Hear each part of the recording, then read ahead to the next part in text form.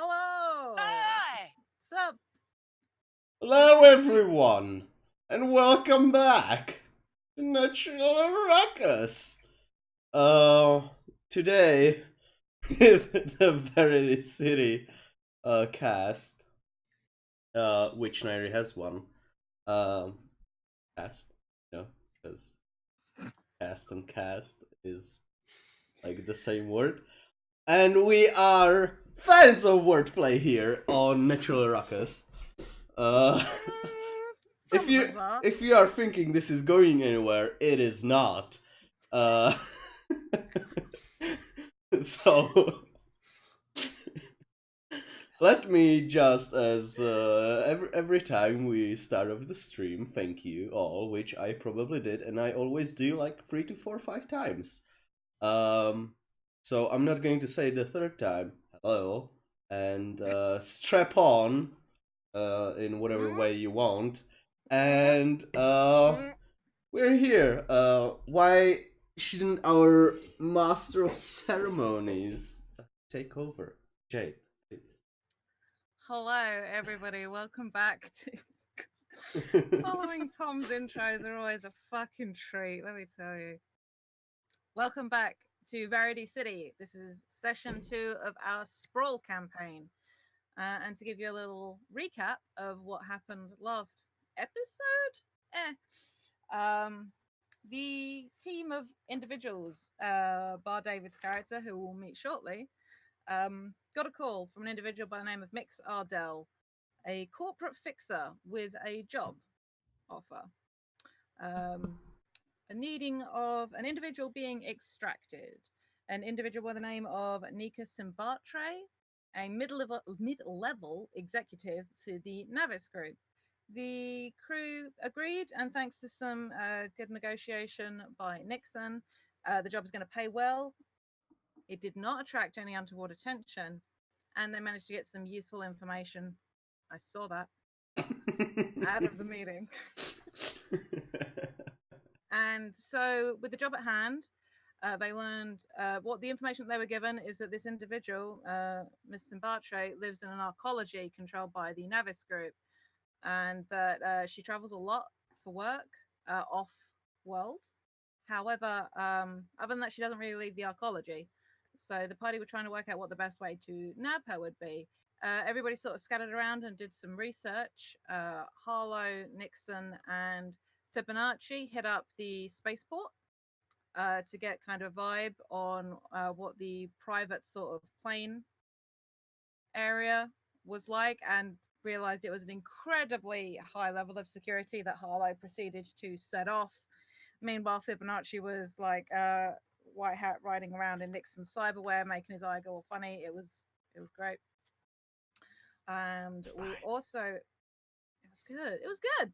And thanks to some hacking by Fibonacci of the employee records at Navis Group, was able to get the details of the pilot of the small charter craft that the Navis Group use and that Miss Simbatra was going to be on. Armed with that information, Alec and Air went and paid her a visit. And after some lurking and very attractive eating of an apple by Air in the background, no, I really hope it didn't look like that. And some very persuasive talking by Alec about her own sort of personal philosophy, made something of a convert of Reed Barton, the pilot. And that's how we closed out the session. So we are still technically in the legwork phase. You guys haven't moved on from there. And if I direct your attention to the clock that you can see, it is currently at 2100. That's bad. You do not want clocks to be high up, generally speaking. Because when clocks hit midnight, shit goes down. As is generally the shorthand for what you need to know. But so you have effectively the pilot of this chartercraft in your pocket. She has agreed to help you. What that looks like, you haven't really established yet. I think what was discussed is that because she will be in control of the plane, and I'm going to keep using plane, even though I mean this is a small craft capable of interplanetary flight, if not intersolar system flight, um, it's still a plane for all intents and purposes, just as I'm going to refer to you guys having cell phones because it's easier that way. Um, but yeah, so I think what had been established was that she was going to, rather than follow the flight plan and take Simbatre off world, was going to bring the whole craft to a location. You guys haven't established a location. You guys haven't told me how you're going to get away with taking an aircraft out of a very densely populated city with lots of flying craft off its assigned flight plan to get it somewhere else. But you have this pilot. Um, and what I will do is no, we'll wait till it comes up, but I will casually remind all player characters that you do have access to a driver with a significantly sized vehicle of her own, and we will introduce David's character as and when. Tom, I swear to God, I'm seeing It's you a in 2 big weeks. vehicle. Oh my, like Stop, so big. stop it, stop it. As soon as somebody wants to get in contact with Pixie, we'll bring David in. Then I'm not gonna force. I'm gonna. Yes. What have you got? Kurt had a good point. What Yeah. happens when the clock hits midnight? It depends on the clock.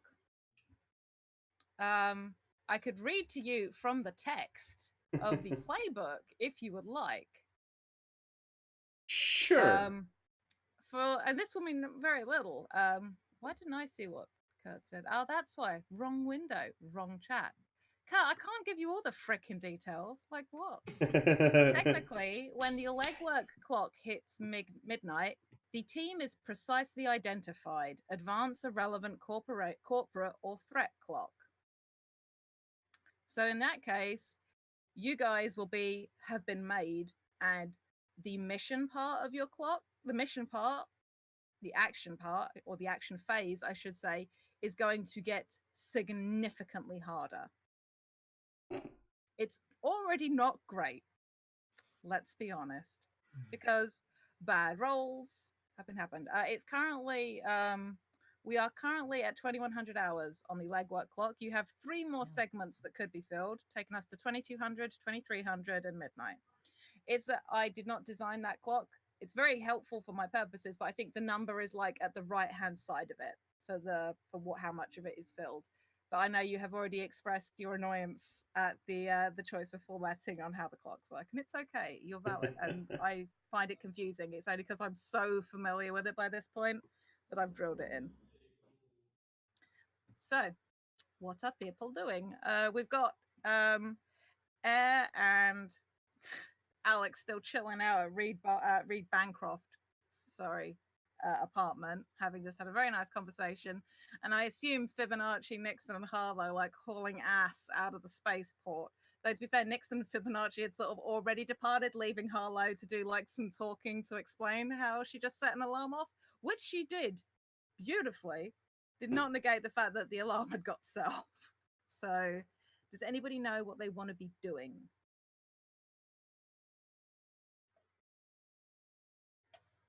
To clarify, we're Yes. replacing the pilot physically? Sorry, Or No, we're she's having the pilot do what we want? yes, pilot is doing what we want. Okay. Where are we going to take our cargo? If we have a vehicle, we could simply have the plane run into some problems and have to stall, perhaps. Get stuck in a holding pattern where it could be intercepted. Wouldn't it be nice if we had a driver, maybe? Okay. Point taken. I imagine like this is like are Air and Alec, are you still at the apartment? No, you left at the end, Yeah, didn't Yeah, you? yeah. And that was we when did leave. Air made her Mhm. comment about not liking how Alec does things. So maybe this is like you've gotten on like a group call you've gotten on Discord, your own private server to discuss this. Hey, There's lots hey, of can you channels hear with me? questions. Hey, Yeah, no, we no, need to the change link is- servers. Fucking hell. Yeah, change those. Yeah. So you've had that little discussion. You're all on the group call. Let's say, I imagine at this point, or Fibonacci's like fielding it with hacker skills and like making sure everyone's in easy communication. And you do mention that. So if somebody wants to call Pixie and get her involved, Alec, Air, and actually everybody has Pixie's number. So anyone can call Pixie at this point. Who wants to do this? And then I'm going to just get David to introduce her. So who wants to do the call? Somebody volunteer. I can't pick one of you in this regard. Okay. I will call Pixie. There we go. We got first up. Right. So Nixon gets on the line to Pixie. All right, David, Ah, yes. where is Pixie right now? And can you please give a description of what she looks like? Okay. What time of day is it? Night, Well, I think. it's kind of, this is not just me hand waving things. Verity City is very much a place where people are up all the time. There isn't really, because of the amount of heavy, dense cloud cover, there's no arguably recognizable set schedule. So it could be any time of day. I think we established, because Harlow asked that question when you guys went to the airport, sorry, Mhm. the spaceport. And I think we said it was a quiet-ish time, but there was no quiet time, full stop. Yeah. So you guys can establish, because as a like there is also, this is a different planet with a different solar system, so I don't even know how many hours it would be in a day. So really, whatever schedule Pixie wants to keep is accurate and valid. So she can be sleeping, she can be working, she can be doing whatever the hell you like. Okay. I'm thinking Pixie is just in pajamas, laying down on the couch. It's got like a bowl of potato chips, Mm-hmm. kind of resting on her stomach, and is kind of looking over to the side, just playing some video games, like munching. This is very good. And what does she look like? Who is this woman? So blonde hair, about two, kind of pale, and grungy. Doesn't look like she that often, and yeah, right now, yeah, just pajamas and bedhead and. Is her cyberware visible? Yes. What does she have? Yeah. So I'm thinking just kind of a implant that kind of like goes around the neck, Mm-hmm. and it's just some little blinking lights and kind of visible metallic stuff. Nice. Okay. Having compromised many of, if not all of us, with your character, your phone starts ringing, or your comms device, however you've got it wired up. You start Okay. getting a call. Yeah, I'll put the piece in and click, and you've got Pixie. Pixie, it's Frost. I need a wheel person. Oh, sure. What's the job? Flying a corporate shuttle out of a corporate spaceport or Verity City spaceport and then landing it somewhere we tell you to. Sounds easy enough. Sure. Yeah. The corporation. Who are we? Sorry, 1 second. Was it Versalite? No, that's wrong. That's not even in this. The executive is from Navis. Navis Group. That's right, Navis Group. We're arranging a meeting with a Navis Group executive, right? Executive. Sure. Yeah. Okay. Have we established a place that we're all meeting and hanging out and organizing this at, or have we all just been like doing this over phones? Because I really hope not that one. No, yeah, you've been doing that.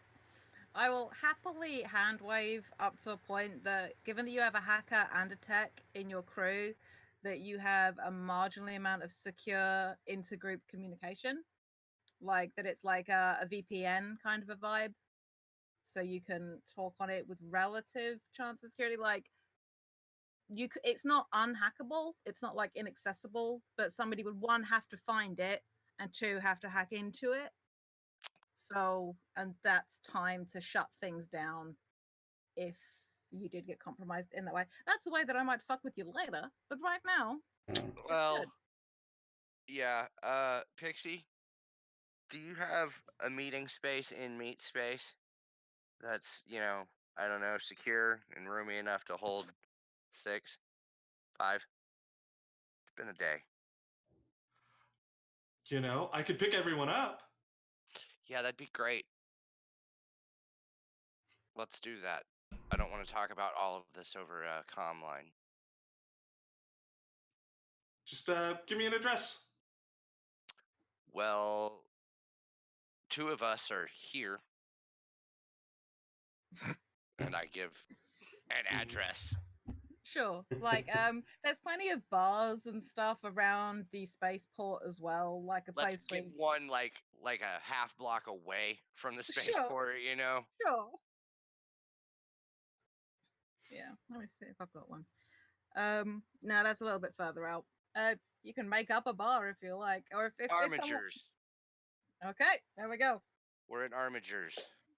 It's just a half block away from the spaceport.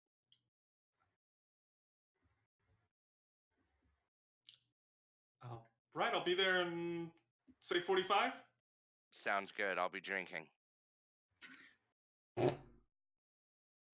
Very good. Yep, that is cool. So, Pixie is engaged. Do you like message everybody, or is Pixie? Is this going to be like Uber / Lyft / Roadshow that Pixie's going to pick up the 3 from the air from the spaceport and then go collect Air Well, and... I was confused. Did Fibonacci physically go with us, or did she just pilot one of my eyes? Oh, I wasn't sure. I got the impression Fibonacci was hanging out in the cafe. Okay. Yes. Okay. Then yeah, I'll pick up Fibonacci, and then we'll let Harlow extract themselves and pick them up, and we'll go to the bar. I will buy Okay. everyone around, and then inform Fibonacci and Harlow I have made contact with our pilot. I think you know him, Pixie. She's good. She's real good. She will be coming to pick us up in 45 minutes, so drink and look inconspicuous. Oh, I like Pixie. Hey, could I have some hot wings? Thanks. I don't think there's going to be any rolling involved, tragically, yet to get Pixie sort of to pick everybody up, because this is like low stakes driving. There's no reason for anything particularly to have been flagged yet, so it's easy enough for Pixie to collect the 3 from the space from Armigers, and it's canon now. It's on I've written it down. I don't know about the spelling, but it's there. And yep, so you got them, and I'll assume that because we've just had that communication with Air and with Alec, I was pretty close. Sorry, I just had the spelling clarified. But yes, so it's easy enough to get over to where Air and Alec are as well. So let's just say, for the sake of expediency, you've got the gang together. You were just like gonna park up in the truck and chill out in the back of the truck for this meeting? Because that's very good. That's what I was doing. Yeah, Perfect. sounds good. I'll tell you what, David, can you please describe? I just described it as a truck. Can you please describe, not mechanically, just like give us a good visual of what Pixie's vehicle of choice looks like? Okay, so it is a vectored thrust aircraft that is a military cargo plane that's been kind of painted up as like it would just be for normal cargo, like maybe it got sold off as like excess stuff. And it's got a Galileo on the side of it, and let me look at where's my stuff. I'm unfamiliar with this character sheet still. No, it's okay. As I said, this is second session playing this system, so everything's a little bit new to the players, and it's been a long time for me. So we will periodically fumble over the rules. Please stand by. And I'm just gonna look at our really cool overlay because it's really fucking pretty, and it matches my hair. So, which was not intentional. I have dyed my hair since the last session. I did not think it would match the overlay quite this well. A happy coincidence. So yeah, it's big. Like I said, yeah, vector thrust military cargo plane. It's nondescript. Weirdly enough, definitely looks like it's kind of got the wear and tear of just being a normal kind of cargo plane for missions and whatnot. But you would probably notice that it's extremely quiet. It seems pretty highly tuned to kind of my like. And when we're in it and moving, it's going to be moving pretty fast. Okay. It's just going to kind of be troop transport where it just kind of subseats along the edge. The first like third up back where you kind of open it up has like a false, not necessarily false back, but it kind of have some boxes and stuff that you can move aside and then get to the real back where I have Banjo and Kazooie stored. My my drones. Can you is anyone else sounding Robody? Is it just David sounding Just it? David, I think. It's just David. Oh no. Let me try switching my. No worries. Yeah. You're clearly not trying hard enough, David.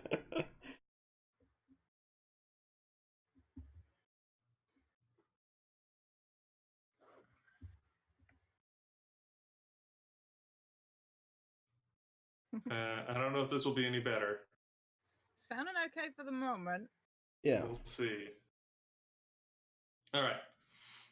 Yeah, so the back has Banjo and Kazooie in it. Banjo is a quadrupedal large drone about the size of a bear, kind of dressed up to look like a bear in a blue shirt and yellow pants. And seems to be pretty heavily armed. And then Kazooie is a very large red rotor drone, kind of hooked to the top of Banjo. And I would say, yeah, probably Kazooie has a visible sniper rifle. Or I'm sorry, no, not sniper rifle. I changed it. I forgot. It's an anti-material rifle. That's a sniper rifle, David. That's just a sniper rifle for tanks. It's like, Yes. Is it like its beak? Yeah, why not? Let's say that. That's pretty good. Oh dear. And Banjo just Good answer. holds him. I have no regrets about authorizing Banjo and Kazooie. It might come. The regret could come later, but for now, I am very happy. And yeah, the Banjo is armed as well with a large machine gun and a missile launcher. So Friendly robot. Yeah. Yeah. Just for like an- in the video game. just like for anyone that wasn't watching last session, to recap a little bit about what Verity City looks like, this is a city where the square mileage of the bottom is not necessarily that big. It's like comparable to, say, New York or Greater London, which I appreciate is actually significantly better than New York, but in the grand scheme of things, on a planetary scale, not so much. However, what Verity City is tall. These are like 5 different strata exists, different tiers of wealth, and this city just keeps going up and up and up and up.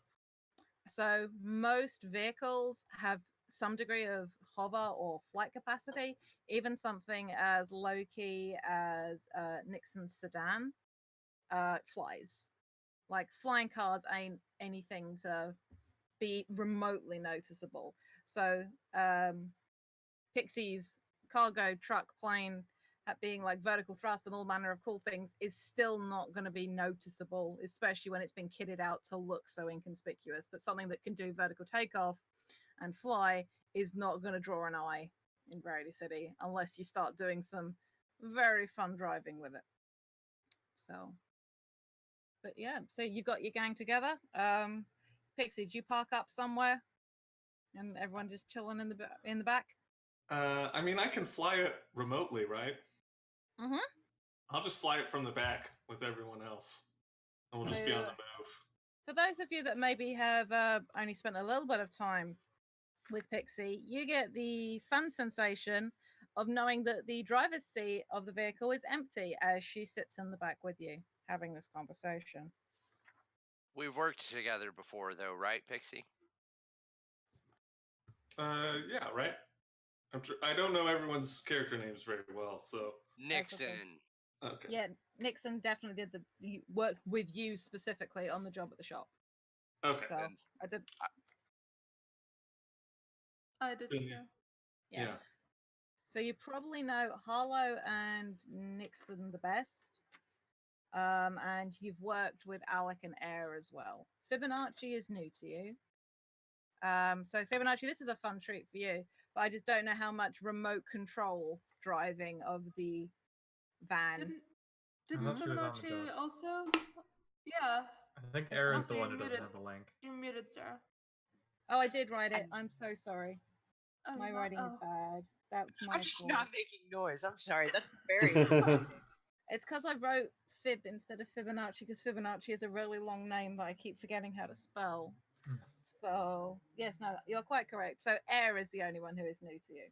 But I don't know how much remote driving that Pixie had to do last time. So, this may be new to you. It may not be. Nixon seems sublimely unconcerned. Yes, well, at least she's not drinking. Oh, shit, that's right. Pixie, do you need a belt? And he pulls out his flask. Maybe before the job. Right now, let's want to be clear-headed while we're planning. I'll take hers.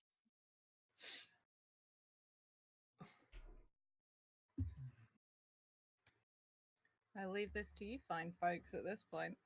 Because this is you effectively planning the action phase now. Well, we already came up with the plan, didn't we? We were going to talk the corporate pilot into staying home or calling in sick or doing something, and we were going to appropriate their credentials and uniform for Pixie, and then just have Pixie wander in like they're the replacement pilot with some Not help. exactly. Okay, Reed then has what been were we doing? convinced to assist. I was under the impression that she could simply take the craft and let it stall. Was it money or sex or violence? None of Oh, the or above. drugs? Drugs? No. Oh. What else is there? I don't Oh, need the thank answer to you. that particular question. You two can talk about that later. If any of us have a space where the plane can land, we can take it over from there. And from there, fly with here Tinkerbell.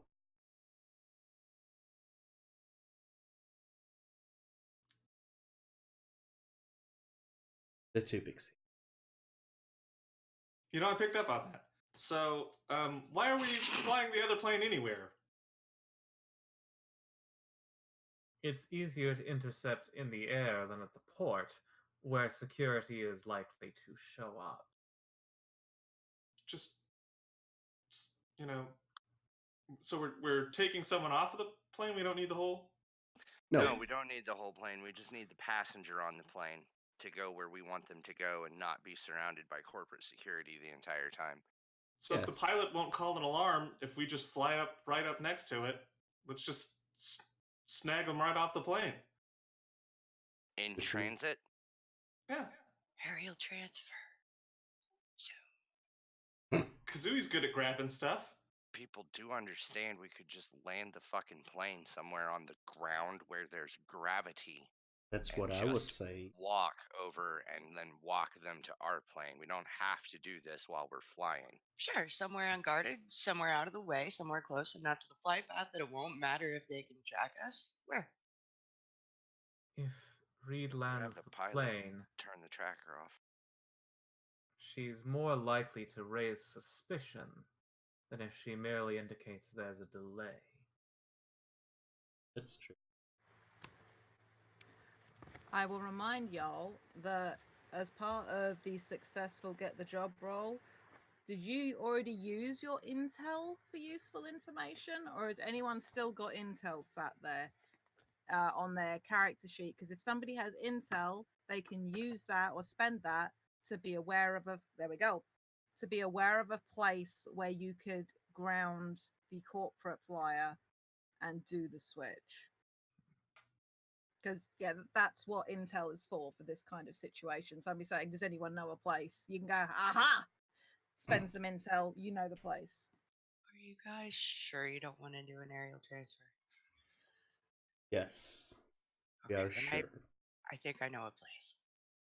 I will zoop you guys all the coordinates, like the Google page information. Well, hopefully it's not on Google Earth because that's the whole point.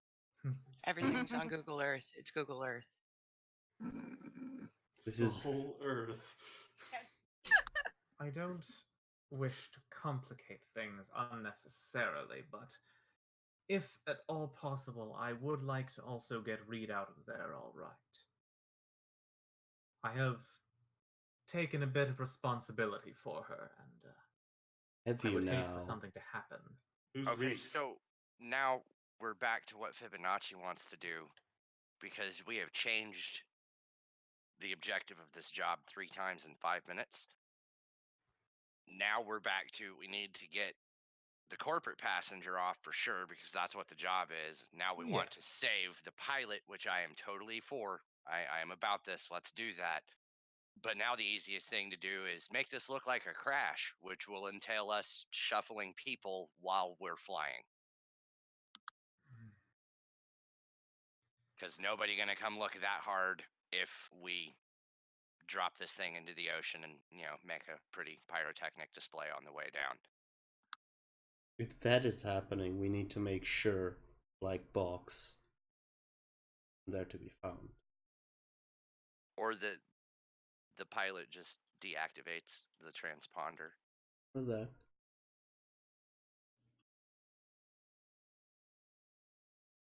I mean, I could help sabotage it a bit. Make it so that it can't fly very long without breaking down. I mean, I would assume that we would talk to the pilot and our pilot and come up with a reasonably believable mechanical failure that has rather catastrophic results. I.e., let's just blow it the fuck up once we get what we want off of it. So let me get this straight. We land it somewhere. We get what we want. We get the pilot safe. We blow it up. No, Let's set up a charge. we never land it. We're back to doing what Okay. Fibonacci wants to do. We fly up alongside it with Pixie and Banjo and Kazooie, and we somehow board and evacuate the 2 passengers on the corporate flyer. And then while it's still flying with no pilot, blow it the fuck up and feed the I've This forgotten words. words. No, the make it look like it was mechanical failure on the plane is the idea. We're gonna blow the plane up, try to make it look like the plane just failed, engine exploded. We don't something. need to do that. We can just blow it up. Yeah. This I is a shoot it down. cutthroat space. That will leave identifiable weapon debris. If you hit it with a bomb or shoot it with a shell, they're going to be able to tell it was shot, and then they're going to be looking for who shot it and why. Whereas if we make it look like this plane just had a 1 in a million mechanical failure and exploded, they'll be trying to figure out what happened to the plane instead of who shot it and why. Still be looking for remains and stuff, though. There'll be an investigation no matter what. I say just blow it the hell up. Run away I faster than feel they can like find us. we're turning a house robbing into an arson.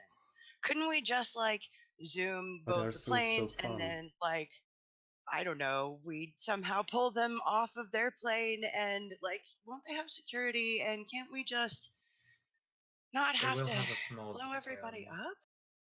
I mean, if we're gonna have a solution that lets us get our target out and handle the security, then it seems like we're in control enough of the situation to not need to blow up the security team. Could someone hack the doors to the plane or something and let us in, and then the pilot just knows to not call in the hack or not try and stop it? The person we want isn't going to get off the plane willingly. Well, I can jam outgoing signals. So now, I keep hearing this word somehow. Somehow get them off the plane and onto ours. So how? There's not what's that we would somehow? hook him up to Kazooie, and Kazooie would fly him right into Galileo here.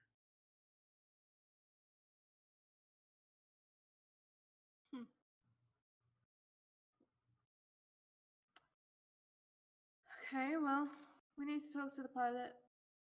See how we can set up this mechanical failure. I think Is the pilot better than very shooting strong? down. Is the pilot very strong? How loyal is the pilot? Could the pilot grab our transfer target and jump? She doesn't seem No. particularly strong, and I would prefer. Strong-willed, maybe. I would prefer not to put her in much danger. I don't know. Pixie's a really good driver. Probably wouldn't have to jump very far. There might be guards. Point of order, I'm you worried about do her know being there will be shot. guards. There will be guards as well. So just fly up next to it. We jam the signals. We land the thing. We take the guards out, and we bring the person over. Just get them outside the city. What you got, Harlow? I have a question. For places like the station we went to, Yeah. if a pilot were to bring in a mechanic to run diagnostics on a plane or a ship or whatever, would they have to have identification for the mechanic, or would they just be able to bring someone in with them? Depends on a few factors. Knowing what you know, you would need to be a licensed mechanic, probably one pre-approved by the company that owns the flyer. I'm not saying it's impossible to get you in as a mechanic to look at the corporate plane. Reed doesn't necessarily have the level of clearance you would need to just approve any mechanic that nobody's heard of to come in. You also already got caught once. I didn't get caught, I just got kind of noticed. They know your face. So you were caught. I didn't get into any trouble, did I? Oh, that's a much different question.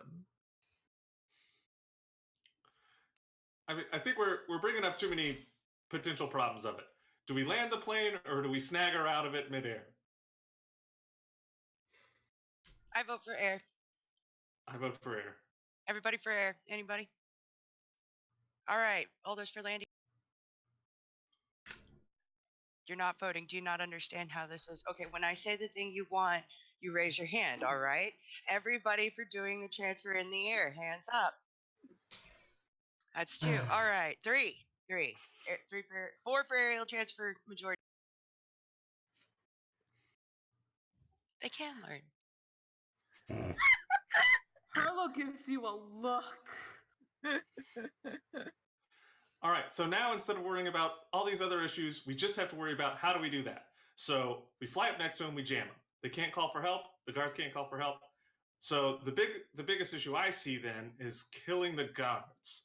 That's so my I job. can okay, I can help you out a little bit. Kazui's got some thermographics stuff. I can try and shoot him out of the plane, but I would need to know I wasn't shooting the person we're taking out.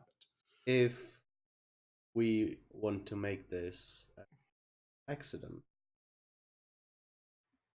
bullet holes wouldn't be a great idea. I shoot from one side, I blow up the same side. It's fine.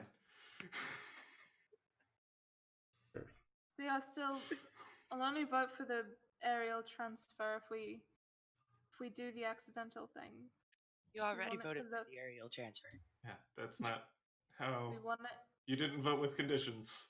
Do we need to redo the vote? I can go over the rules again. There Does is anyone no know how more to make a no bomb? more voting. I don't know how to No make a bomb. I have a more lot of missiles. voting. You have a check in your group. In theory, somebody could make a bomb. I could Google it. And technically, you could Navis it, because Navis is the Google of this world. Could you hack the system and make it Hack the planet. just turn off?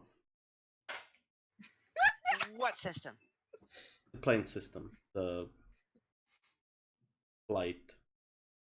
Flight navigation? Yes. Tom doesn't know words. Air does. So Would the pilot be able to give me control of their plane without it being noticed? Hand you remote control. Yeah, because I already remote control all my other stuff. If the plane's set up for it. I'm sure she could control it the way we want her to. If it's predetermined without having someone look over the mainframe, the system, the navigation, without having someone take a look over it before it takes off, then it should be fine, as long as we get the pilot to do it before taking off. If the pilot could give us her login credentials, then I might be able to white hat my way into the system and get access for Pixie. Risky given you've just determined we need biometrics. Clarification.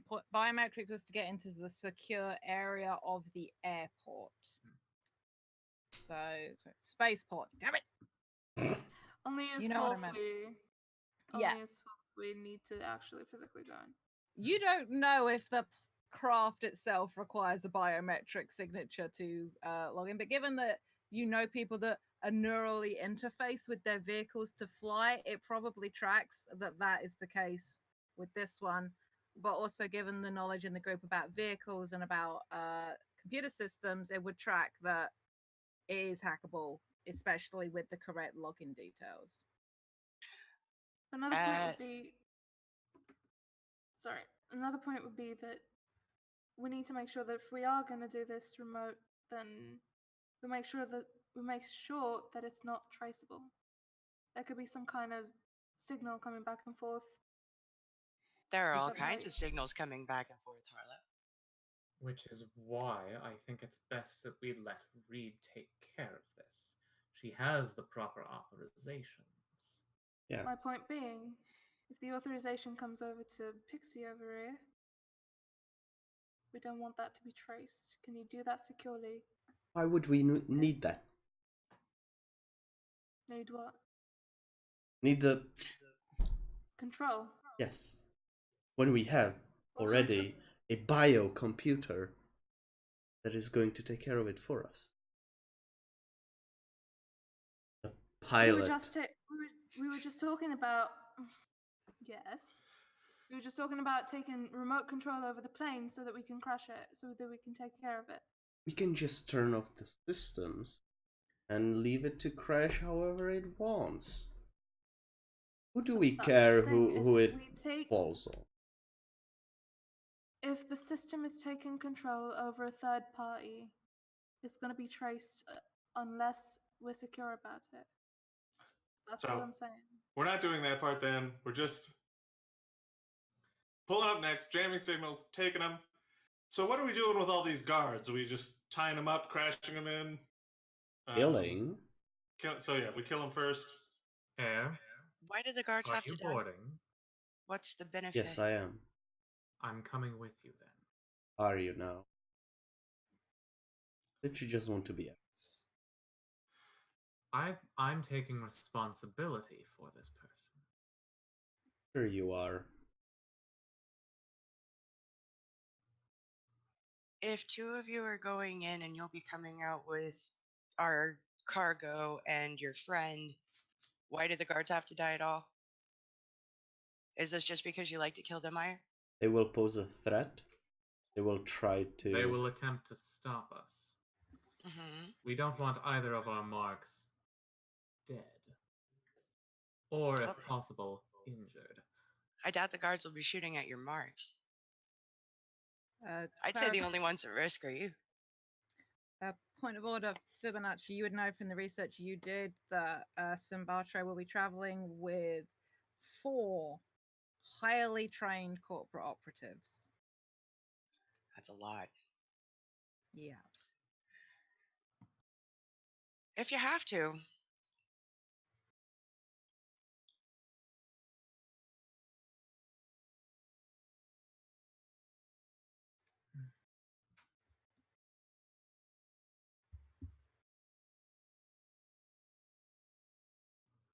Do you have information on them?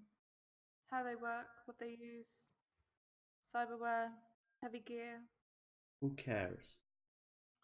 When's the It's plane important. leaving? I've got the date and time. Yes, she does. We got that information last session, which, to be fair, David/Pixie would not know. It's like 2 days from now. After all my bullshit earlier of saying how time is weird and nobody really pays attention to time of day, people still have calendars because time is money.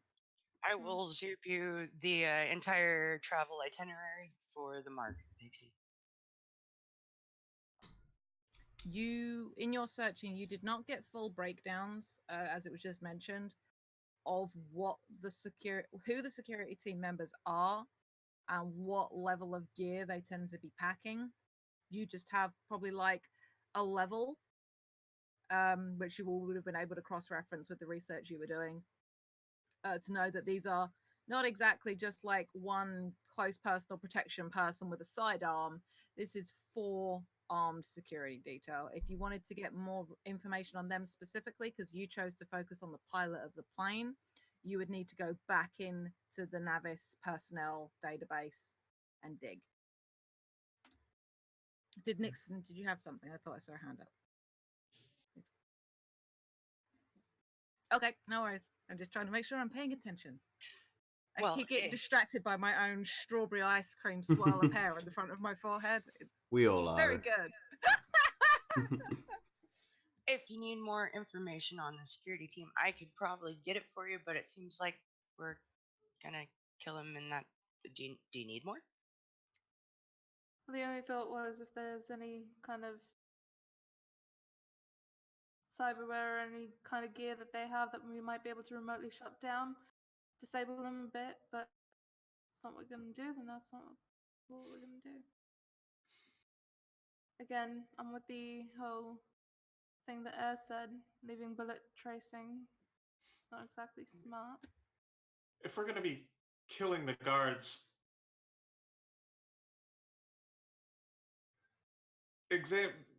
examining what's going on is we're going to leave some kind of trace unless we just blow it the hell up, and then it's going to have to be blown the hell up from the inside, and then that in and of itself is a thing. I mean, if these guards got stabbed to death and they get found in a plane crash, they're going to know the plane didn't crash on its own. If they get shot to death, are we taking the bodies out?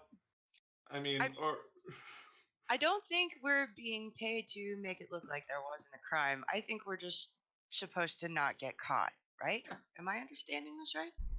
Yes. Jam the signals, blow the plane to hell, run away faster than they can chase us. Yeah. There was nothing in your briefing, as it were, about methods required. I believe Mix Ardell doesn't want it necessarily traced back to them. However, there's a reason why part of the detail is that you are going to get this person and call them when you have the target and then arrange a pickup. They're keeping as much distance between themselves and their organization, whoever that might be, because you didn't find out. That's later. So you haven't been told this needs to be the utmost secrecy or anything like that. Let's just blow it the hell up. It seems to me that blowing it up is only effective if we need to hide the evidence, since our target is on the plane. So blowing it up when our target is on the plane won't help us. Blowing it up seems extraneous. If we need to kill him, we need to kill him, but killing him just for decoration seems dumb. Yeah. Any other intel we need?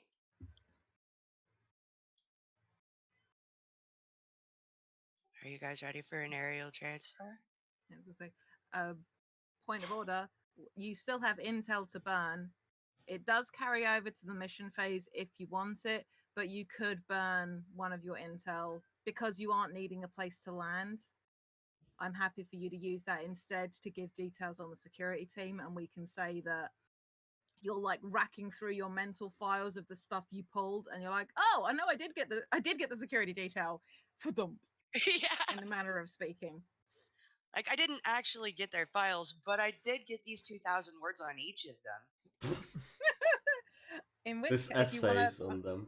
Yeah, I'm not gonna. If you want to commit to spending the intel for that instead, because you don't need a location, which I'd love that. Okay. And that still leaves me with one Jade. Yes. Where I had two. Awesome. Right. What you know about the security team? Aside from them being four of them, their names are Naomi, Kendrick, Catlow, and DeLuca. Because you name things in the scroll. I don't come up with that rule. They all have armored vests and carry a sidearm. When they travel to the airport, which is going to be less of an issue on the plane, each of the vehicles carries a shotgun and an assault rifle. All of the operatives are lightly cybered with a mix of sensory and martial cyberware. And Catlow has synthetic nerves, which Harlow would be able to know if anyone else didn't. I know Air knows what synthetic nerves do.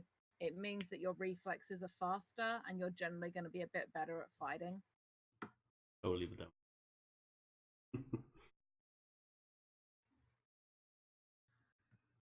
That is what you know about the security team.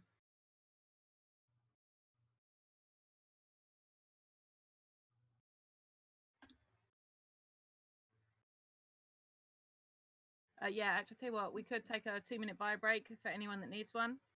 Cool. And then we'll come back and see what you guys decide is the next point of action. No. So, I will sit here and try not to melt.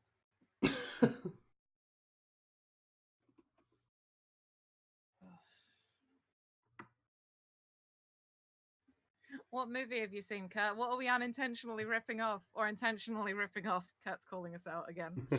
Rightly so, quite frankly.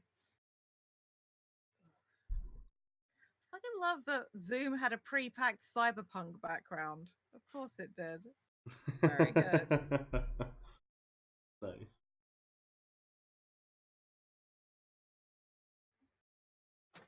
For those of you in chat who maybe this is your first Natural Rocket stream, or you're a regular but maybe you've been a little out of touch, on Monday we will be back with Dreams of the Brave, which is a game that David runs set in a post-catastrophe war ruined city a ruined dwarven city with a bunch of young people who are sort of like seeking out a new settlement because the one where they grew up is full.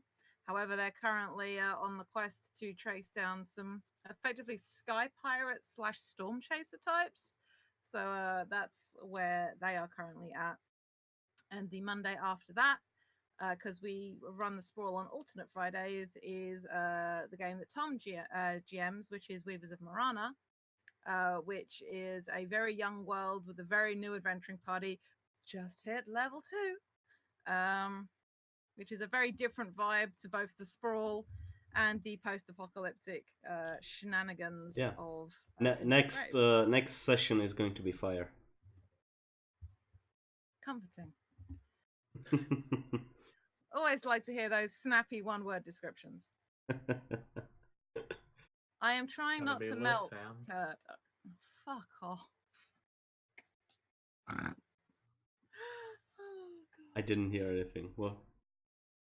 He said "fuck me up, fam," and I said, "Oh god." No, I said it was gonna be lit, fam. Ah. Yeah, and that's. Oh yeah, no. I never saw Air Force One. But yeah, no, that does sound like some action movie Steven Seagal, Kurt Russell bollocks. You're quite Isn't correct. Air Force One the one with Harrison Ford? Maybe. Did they do a jumping from plane to plane? He gets hijacked in Air Force One though, right? Yeah. Yeah. It's very 80s action movie, is what it is.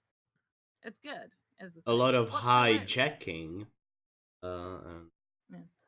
What's particularly amusing is that the first game I ran in the sprawl, or using the sprawl along with some hacked elements from those, also involved an aerial assault. So this is very good. I did not intend it to go this way, but so Shrog, who was I hope it fortunate goes enough, as well as that one. you and I remember that mission very differently. We succeeded, right? You all survived. Huh. Yeah. And you did, and you met the mission. Yeah, you did get paid. And Yeah. at the end of the day, that's all that counts. Yeah. I mean, we almost fell off a plane, but no one did. Yeah, a couple of you nearly fell out of the plane. Who needs life Well, when you technically can it was have an money? airship. Yeah.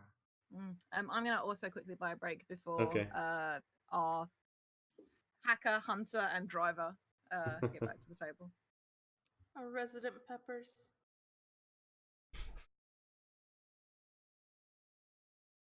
Is David an honorary pepper now?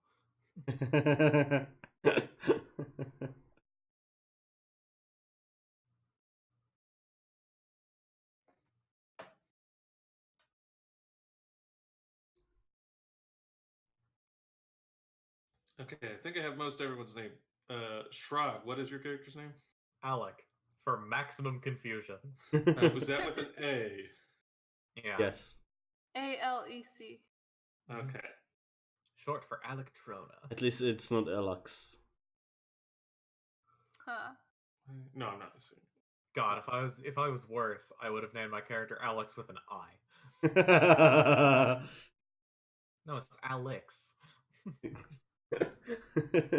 ALYX. Original character, do not steal.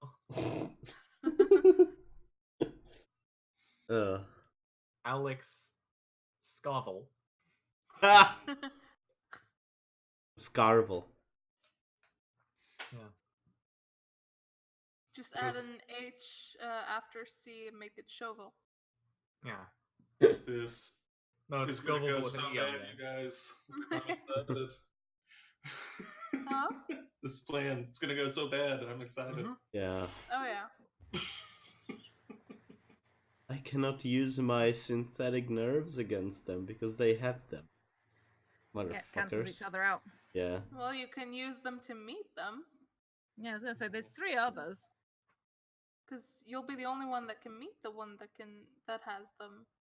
All of You'll them be have the them. only one that can do the. Yeah, but be on equal Yeah. footing. You're good. Yes. Don't worry. I got Words. nerves of steel. But yeah, no, I was saying, Synthetic. David, I was saying, and apologies for chat hearing this again. The first time I ran the sprawl, granted that was hacked with some elements, it also ended up being like an aerial kind of mission, except they were trying to capture the ship or information on this kind of hovercraft designed to harvest rainwater that could be sold back to the consumer at a very fair price. That another company was interested in getting the technology for. But it's like this sort of hovercraft with this massive bubble on the top that would fill with rainwater and get collected that way. And they were trying to get one of those. Or and you guys ended up stealing the whole ship, right? Mm-hmm.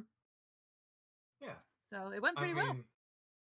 One of us like turned it upside down first, but Yeah, no, it did get like it didn't get turned upside down. It literally got dumped, and we nearly lost 2 party members out the open hatch at the back of it. It was very good. So, okay, we are back.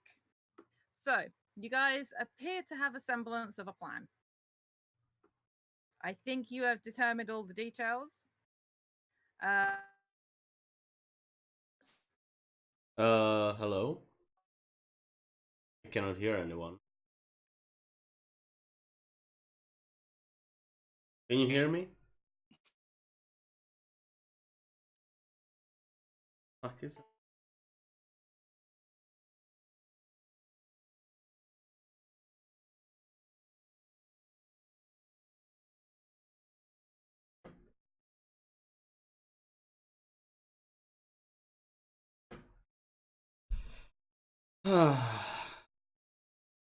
Fuck.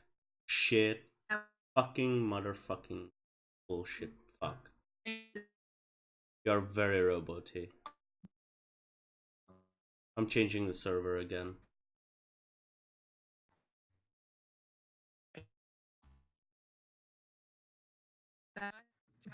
Hello? Hi, Tom. Hi. Hey, Tom. I can Hello. finally hear you. Hi, Are we welcome back. Is everybody back? Can everybody hear everybody? Do we need to change the Discord, the server region? I just changed Everybody sound off in order. Just say hi. Hello. Hi. Hi. hi. Hi. I think I can hear All everybody. right. All right. So, We got Fib- this. Fibonacci, an alternative plan. Yes. And it's smarter, Alec, because it is easier, safer, and smoother. Here's what I would propose. I think we should get to the plane before it takes off, before it's terribly well guarded. We should place gas canisters aboard full of knockout gas. We should provide our pilot with a small gas mask that will make them immune to the gas. We should come up with an alternative flight plan that we will pre-stat out in terms of what signals the plane needs to send that will tell them they're having mechanical difficulties. The pilot, according to the schedule, which we will provide them with, will feed the appropriate commands into the airplane in order to have it assume the circling pattern as though it was indeed in distress. We trigger the gas canisters. Everybody goes to sleep. We fly in with nobody to see us except the pilot who's still awake. We take the people we want, leave the rest on the plane on autopilot, where it will continue to circle undisturbed, reporting signals along the schedule until someone discovers it, at which point we'll be long gone. Ta-da! Out of character. Not gonna lie, not shitting you. That's exactly why I was asking about the gear. I wanted to know if they had gas masks. You approach the question the wrong way, Nay. You tell what you want to do, and then they tell you if they have gas masks. If you start by asking about gas masks, we get lost in details. Yeah, it's a new system. We're all like hitting that learning curve running. It's all good. It's so hard Good to thought, do though. in character when. Yeah, whatever. You're on my page, and I like that. Where do we get gas? I love you so Well, much. I actually know of a place we could get some with my other intel. And I can help make them if we need to make them ourselves. How do we get it on the plane? Yes. Don't we have some sneaky people? If you can sneak in to kill people, can't you sneak in to put gas canisters? It seems like gas canisters is quieter. Did it not quite work out the last time you wanted to sneak in? Harlow. Would I be able to use my final gear point to get myself a fake ID to get myself through the mechanics way? You need bio. Well.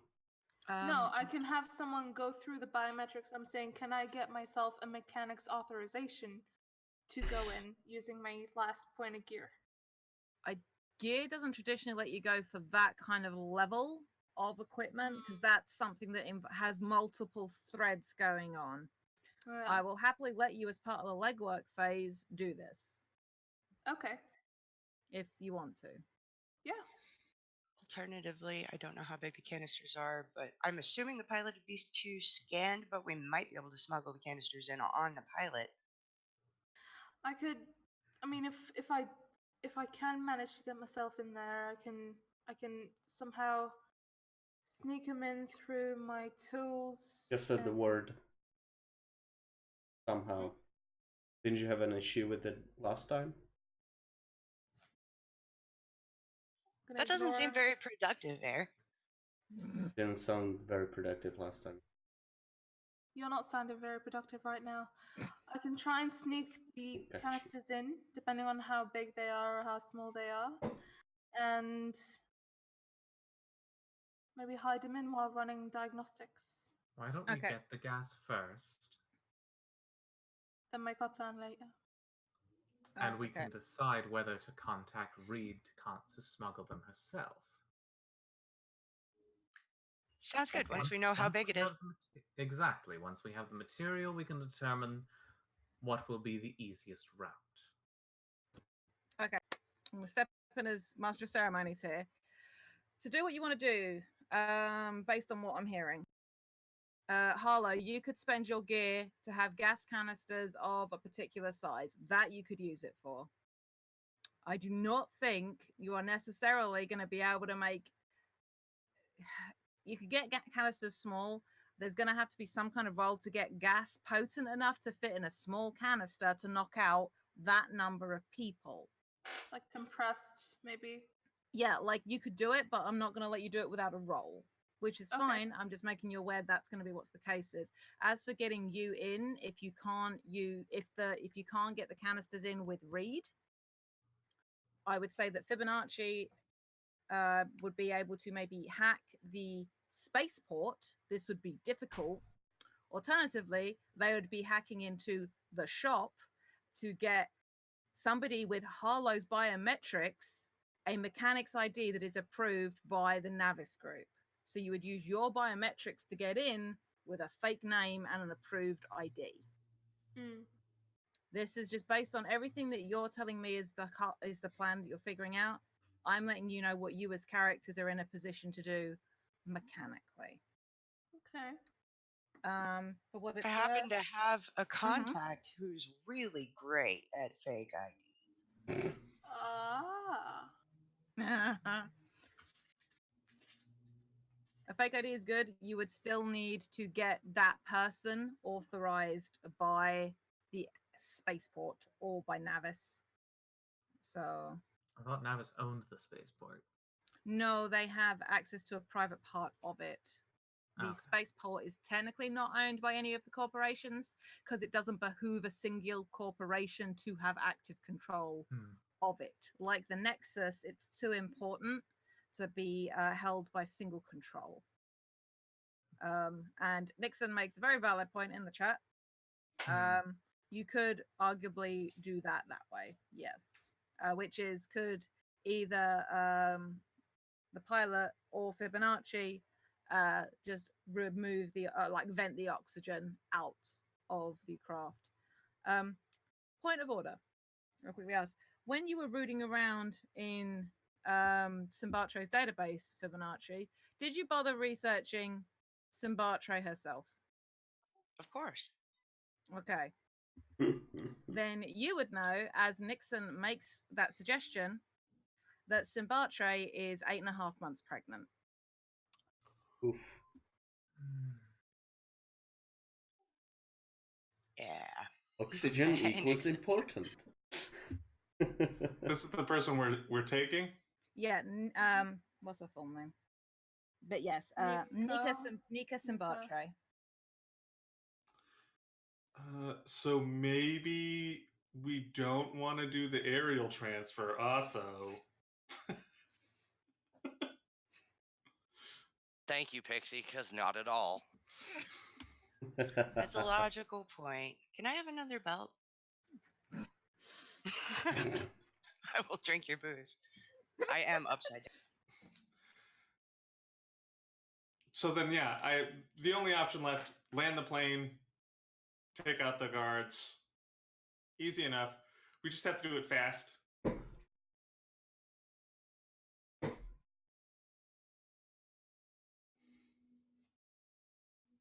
Okay. Well, I'll give you my other intel for that landing site. Yay.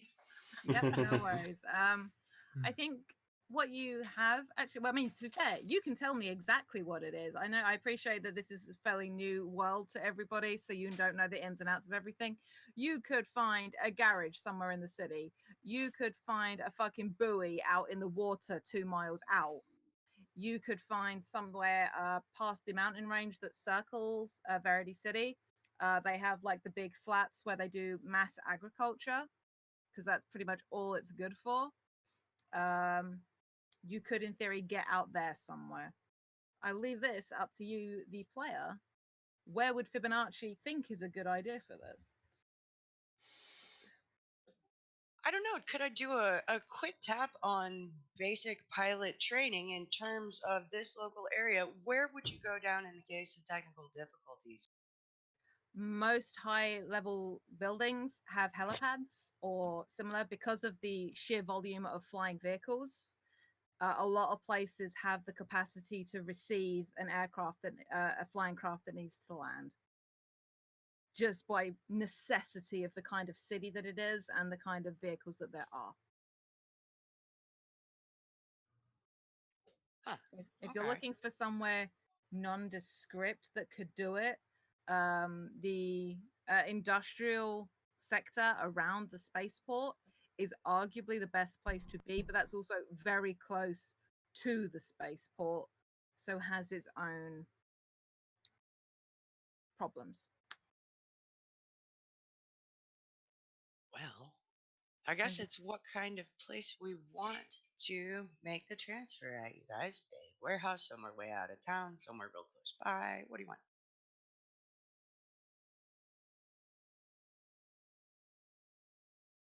Warehouses Away are from always fun. away from town would be my suggestion in case they have any kind of fast response on the Yeah, somewhere, bodyguards. somewhere far enough away from security. Or just because of the nature of what the sprawl is, somewhere very dense and in one of the lower districts where there's too much going on to find. Because there isn't a whole lot of, I said it, out of the city, except there is the ocean. There is the farmland on the other side of the mountains, and people are going to see a flyer going out that way. Yep. Or you go to ground and you go low and you go dense somewhere within the sprawl itself. Harlow, what you got? Is there such a thing here as noise where, like, if some place is really dense, then all the activity in the matrix and stuff, like in the web, is sort of is that what you're talking about? Like, it makes it really hard to track shit? I just mean the literal volume of people, buildings, and vehicles means it's like because I watched it the other day. You know that moment at the end of Fury Road where Max literally disappears into the group of people purely because there are so many people? You Mhm. could do the equivalent of that. There's that much shit going on. Okay. Yeah, what I'm getting out of this is that we might be better off trying to look like we're doing normal business in a normal way in a normal place instead of trying to hide like we're not suspicious in the middle of nowhere where no one goes. Hmm. Warehouse. Fake delivery at a warehouse. Okay, to find our landing point, I guess what I'll do is I'll cross-reference the likely flight path out of the airport location we know on the itinerary I have, Mm-hmm. and find a warehouse somewhere likely that won't be very far from there. In fact, plausibly close enough that if we had to make an emergency landing, that might be the legit place to go. Okay. Maybe? You can burn your intel to do that. I'm not going to make you roll for that. Cool. That is your intel gone. Yeah, you're able to find something. Check my notes. And that was also you doing the achievement of finding something. Sure. It would be in where is it? What? I can't read my own stuff. It would be in Min sector, which is where the spaceport is. It's not as tall as the rest of it, but it's definitely the loudest. And something I forgot to describe when I was doing the initial summary: out from the spaceport and this industrial sector, there's like this massive flotilla stretching out on ground, like on ocean level, and that's where like it's the overflow of society. The people that don't get driven underground, that there's this whole sort of like floating city of pontoons and things like that, like a little city in and of itself. So that's down there. But yes, within Terra, which is ground level, and all my paper is now on the floor. It's fine. But within Terrorism, you are able to find a warehouse that suits your purposes. It is owned by somebody, so you would arguably need to grease some palms. I'm not going to make you do the declare a contact thing again. But yes, I'd say that is able for you to do. Actually, I may need you to declare a contact because you need to be able to use this warehouse. So you don't have to use your existing one because this isn't relevant to his field of expertise. If you want to use the declare a contact move, Fibonacci, you can. Yeah, I was about to earlier. I'd love to now when it'd actually be useful. I know a guy with a warehouse. Okay, tell me about this guy with a warehouse. Well, he's an importer of exotic goods, and as such, has sort of a hot and cold need to run the warehouse and a general desire not to have it looked at too closely. Okay. A middleman of sorts. Got a name? John Middleman. Fuck Larry. Yeah, while Sarah does this, this be a warning to all of you. You will always have to name the thing. Name him Leroy. No. Mm-mm. We don't No. want him to be an asshole, Tom. Name him Craig. Steve Middleman. How about Basque Rogerstein? Basque? Basque. Rogerstein. I Rogerstein. like it. Okay, so as per the wording in the move, you've named and described your contact. Who would play Basque in a movie? Give me a visual, or if you can't think of an actor, just like what does he look like? Is he older, younger, visible cyberware, smooth looking bloke? I think he's played by the sewing instructor from Game of Thrones. Oh yes, I love. I can't think of Yeah, his name, but yes, the water master, the Oh, dancing yeah. master. yeah, Serial for real? Yep. yeah. Very good, very good. Yes. All right. And lastly, you have to say why that contact owes you a favor or why you owe them a favor, and then you get to add Basque to your list of contacts on your character sheet as well, Fibonacci. But do you owe him a favor or does he owe you a favor? Basque owes me a favor. I was digging around online and found something very, very embarrassing about his personal life and went, well, he didn't mean for that to be here and returned it to him. And for some reason, he decided that was really, really nice and owes me a favor. Perfect. I love it. All right. Show all Baskins. Mm. Okay. I'm going to ignore that and move on. My strategy for most of these things. So you have a plan. Ouch. You're no longer doing the knockout gas. You're no longer doing the aerosol. You are effectively going to get Reed to fly to this warehouse instead. That is the entirety of the plan. And I'm not saying this to put the fear of God in you. I am literally clarifying in case there's anything I need you all to do. She flies it there. We probably are parking either outside or near. That's how the rest of us get there. We wait, and then we take over. Okay. We're also going to simulate a mechanical failure, I think, somehow. Okay. I'm not sure. All right. That's something that gives legitimacy to why the craft isn't taking its expected flight path. Right, that might not mean we've got an entire welcome party waiting for us on the ground. Okay. That sounds like a plan, which means we get to move to the mission part. So, okay, let's Mission go. clock begins at Quick 2300. thing. Yes. Master of Ceremonies, I have a real quick question before we move into the mission phase. Yo. Since this is obviously going to turn into a fight with some security guards, I would like to locate some combat skill wires for my skill wires. Yes. Do you have a Yeah. Okay. Yes. and I'll do them. Just if anybody else has any other prep they want to do pre the mission, think of what it might be. I feel like you could hit up a contact for that. If you have one, so you could use your hit the street roll, and you could go to a contact of yours for help. Alternatively, you can do what Fibonacci just did and declare a contact, which is your normal go-to for your skill wires when you need different ones. Gentleman's choice. I never declared an actual like contact that I did like got my.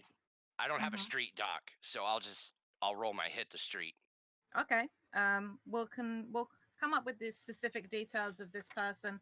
So actually, let me have a look at my list of contacts and see if any of them would be particularly good for this.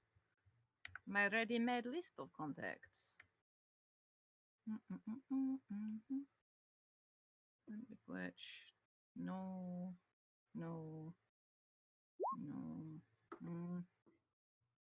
Okay, none of those are particularly good. In theory, actually, because this is cyberware related, Harlow could hook you up with skill wires. All right. Given that she is a splicer and cyberware is her thing. Awesome. Hey, Harlow, I need combat skull wires. Okay. Tell you what I'll say Okay. is, do you have any gear left? Yeah. You can use that. Save any more rolling. You can already have some in your stash. Because this was the whole part of your storage move, is to generate gear for the job. And it makes total sense that a splicer would have like a fucking rack of skill wires. Like, oh, let me just check what I got. These are that's piloting, that's cooking, combat. Okay, what do you want to be able to do? You want to be able to box? You want to be able to do kung fu? Like, what do you want? What do you want? Yeah, sure. Can take a look at what I have. Awesome. You can just decide, because this is the fun part of it. I want to know what kind of fighting Nixon would want to be able to do. Skill wires he's going after would be how John Wick handles a pistol in close proximity fighting from the first John Wick, where he's just all about sticking it in you and staying up on it like that. Like Nixon's just going, teach my body how to do that. Okay. So I just noticed a thing in the Roll20 chat. Okay. Yeah.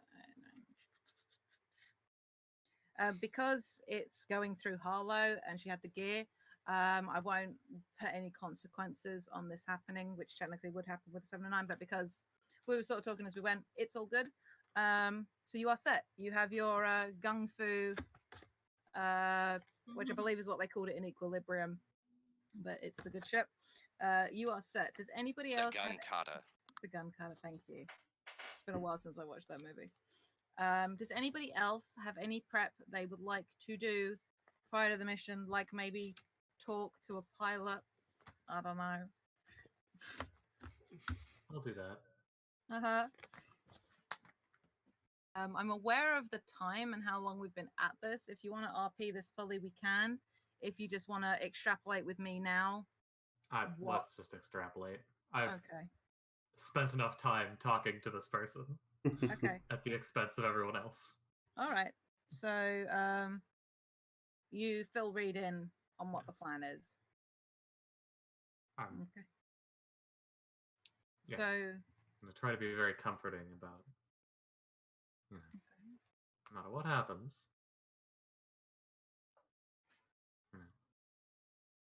Okay. It's all part of the plan. Mm-hmm. So is it going to be Reed having to fake it on the computer, or is Fibonacci going to be hacking into the plane to give the appearance of a technical fault? Does Reed think she can do it?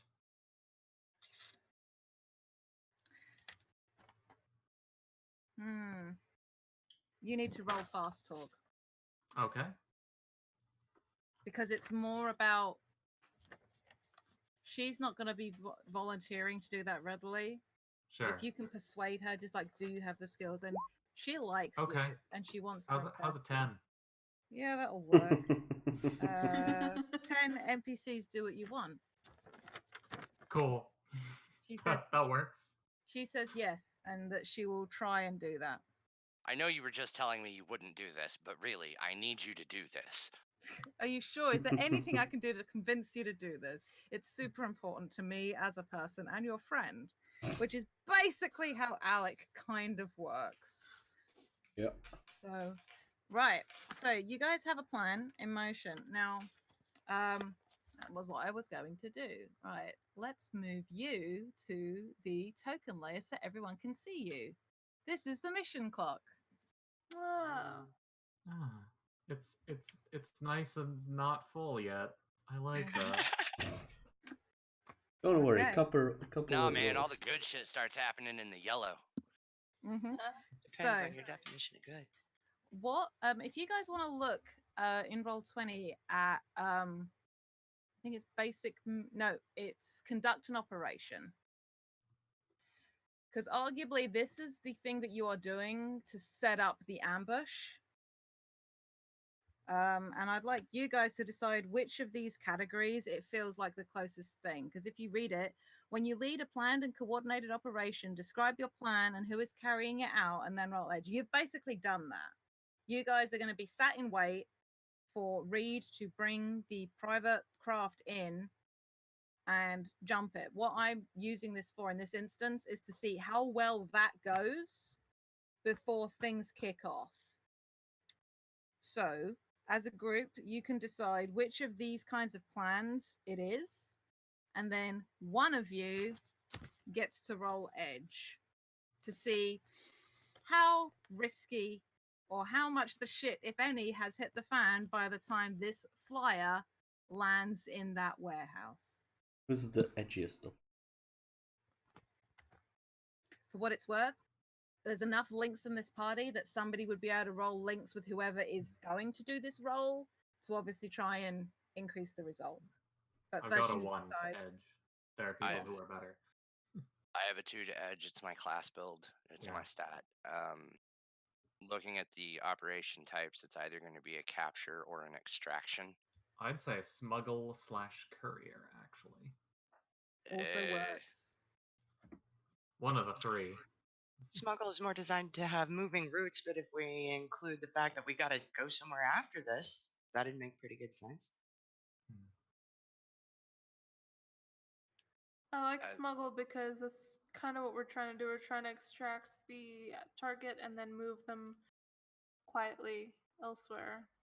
Except we're extracting, and so extraction. Yeah. I could I'd see actually say Or either smuggle capture. capture. you could make an argument for all of them. You guys, if you look at what the tasks underneath each category are, you might find it helps narrow down which is, because I could see an argument for all 3 of those. Bearing in mind, whichever one of these you choose is going to determine kind of what can go wrong and right, not to scare anybody. I'll read this out for the sake of anyone watching us in chat while you guys have a read over. Capture. When you want to seize control of assets, complete these tasks. Determine location of assets and approach routes, establish matrix overwatch or weave overwatch, and take positions. If it's an extraction, when you want to exit a hostile situation, complete these tasks. Determine extraction points, establish alternate extraction points, and maneuver to extraction points.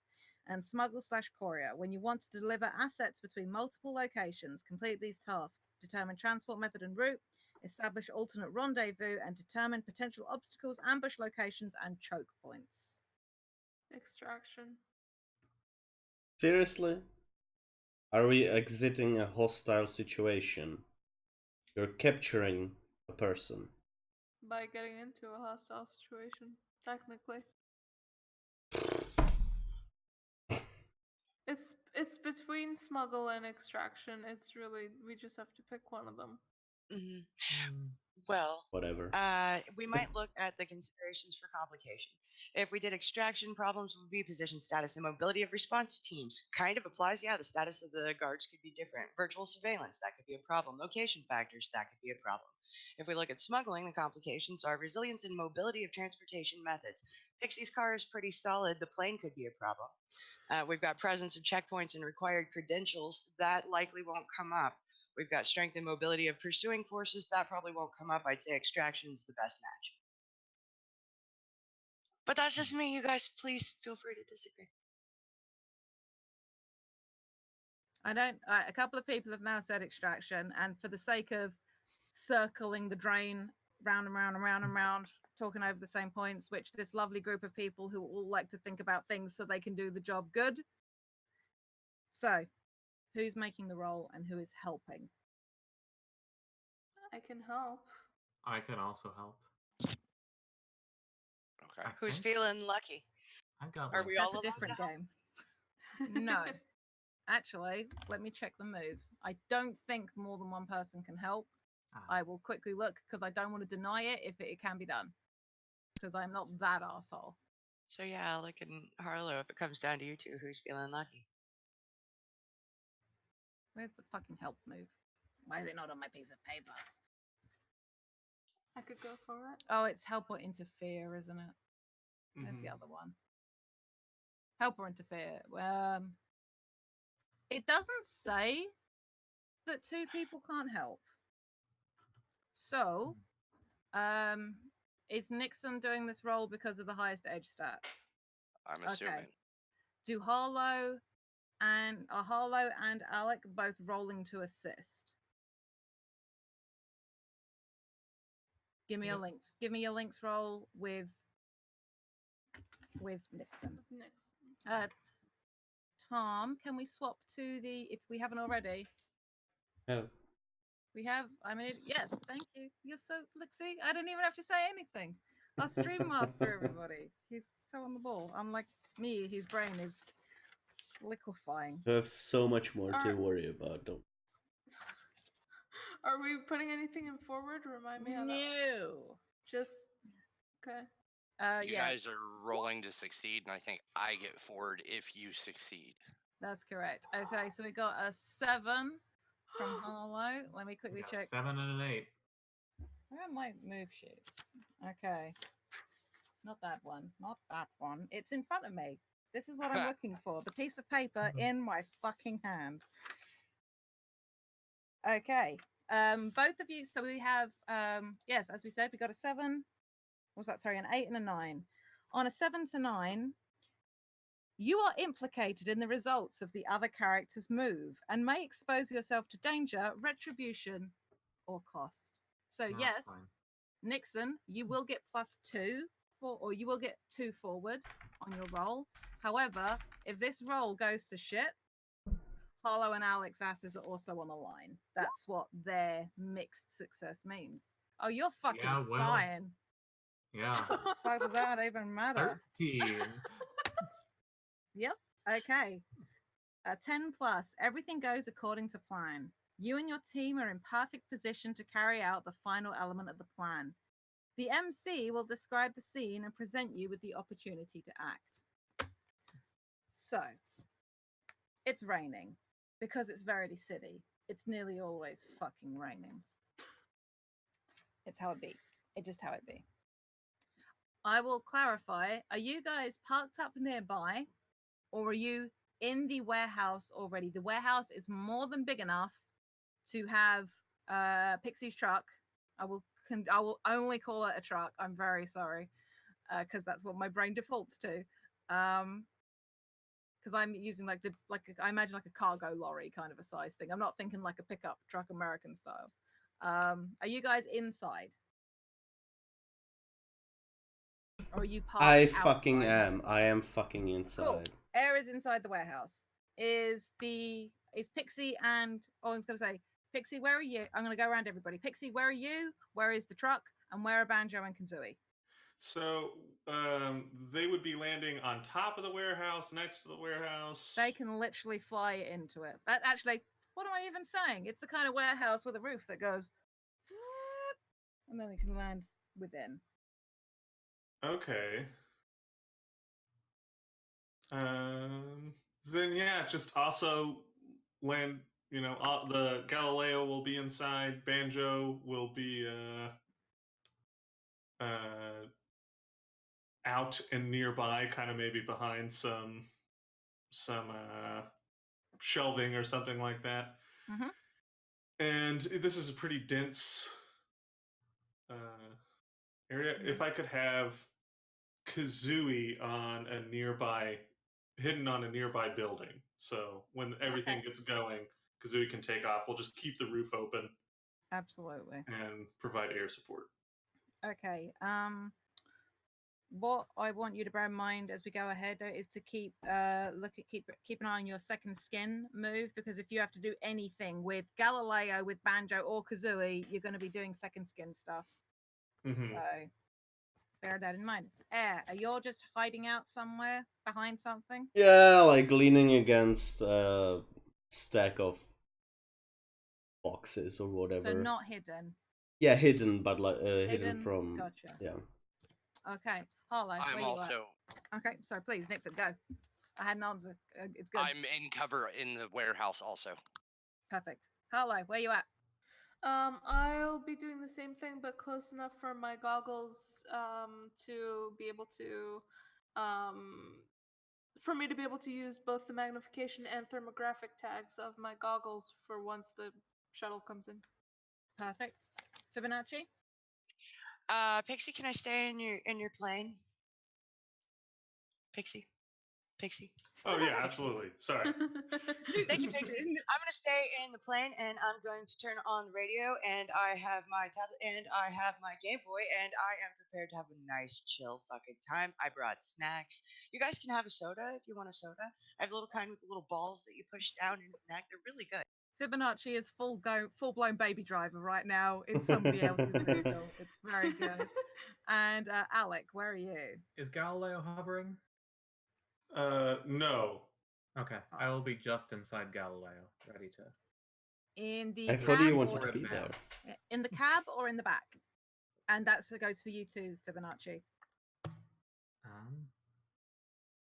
Is Alec and Fibonacci hanging out in the snack party in the same part of the Galileo? I think really Alec is a little more ready to go. But is she hanging out in the same place as Fibonacci is? She'll probably start there and then decide, I'm going to move now. I'm thinking This is all a bit Fibonacci's probably distracting. Fibonacci's up in the cab, and I would like to actually be running Matrix monitoring of us, see if we've showed up on any feeds, any distress signals going up, anything new happening in the area. But I'd also like to listen to music when it ships. Okay. Because of how good Nixon rolled, that's all fine. What I will get you to do is I won't get you to do a login. I will get you to roll console cowboy, so you've got hold if you need to do anything with the security system. Actually, I probably should get you to roll console cowboy first, just so I know what sort of state you're in. All right, that's just mine. I have my revolver out. Okay. Huh. So okay. Where is 7? You're in. What was that? Your console cowboy? Sorry. Yes. Where's the fucking? So I should gain 1 hold. Okay, you have 1 hold. Give me a login roll. So synth again. Oh, sorry, or synth because it's a different thing. Good lord. 5. Oof. Okay. You're in. I tell you what. I will negate that because you had time to do this calmly, because I want to reflect the success that Nixon had with that fucking really clutch conduction operation roll. So what I will say is you are gonna have to, it's not a fail, and I'm not gonna fuck everything up on that regard. But you're gonna have to burn your hold to kill an active trace, so you have no hold spare. Sounds right. Okay, you're in the system. So you guys are in wait. You got set up nice and early, and I imagine it's Nixon and probably Fibonacci as well. Maybe Alec because of the kind of control freak that she is. I'm monitoring the time that takeoff was.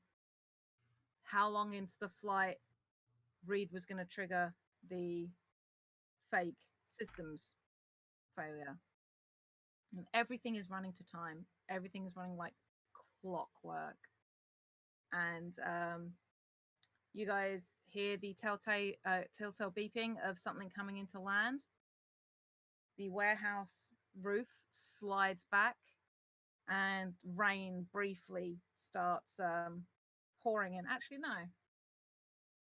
It starts hitting a faint barrier that is there purely to keep rainwater from shunting in. It's a faint kind of barrier of heat that they can dial up on heavy rain days. So the rain evaporates as it hits the heat barrier, so it doesn't all get washed into the. The warehouse is filled with a little bit of steam as this very nice pixie, a bit too flashy for your taste, but you cannot fault the engineering on it, comes into a landing. The roof closes. Everything is quiet.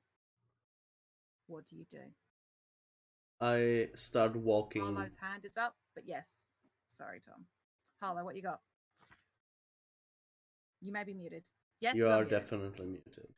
I was just gonna ask if my eyes pick up anything, my goggles. I mean, if I can pick up figures within the thing through. You're a little bit too far away because of the steam that was just washing over it. It's kind of mucking around with the thermographic at the moment. You'd have to get much closer to the craft to get a true read. Okay, I will stay where I am. Okay. You're just like walking up. I'm walking up to the door with the revolver out, and once I get like halfway to it, I put the revolver back and take out both of my take out Anguish. Could you please describe what Anguish looks like? Anguish. So, in it's two blades. So the range is hand. It's dangerous and subtle. Did we agree that it's subtle because I can like hide it in my sleeve That's or what something like that? means. Yeah. Yeah. So I would like to imagine it's on some kind of a mechanism that kind of shoots it into my hand. Very cool. As I walk forward, and they are just jagged blades that have like a hook at the end of it, and That's upsetting. Very good. it doesn't have a how do you call it? Oh, a crossguard? Yeah. It doesn't have a crossguard. That's correct. So if I'm being reckless with it, it can also hurt me. Okay. My hand can slip like into the jagged Anyone parts. else backing air up on this approach to the vehicle? Alex, what are you doing? Yep. Okay, Alex going. Pixie, you going too? Would you have I'm going to have Banjo go up with him. Okay, so you are joined by this. Does it walk on all four legs? Okay, so you've got this bear-shaped and sized shirt and pants clad robot just like clunking along next to you. This is one hell of an anime. It's good, is what it is. I've got a flechette pistol out. Okay. This is on you. Until you guys do something I have to explicitly react to, the narrative control is currently yours. Anyone else wants to do anything else? I can go. I'll have Kazooie take off and start kind of flying around. Okay. For the sake of getting you to roll some dice, David. Mm-hmm. Let me quickly check how it says about you, pilot. It's neural interface. Give me a synth roll. Okay.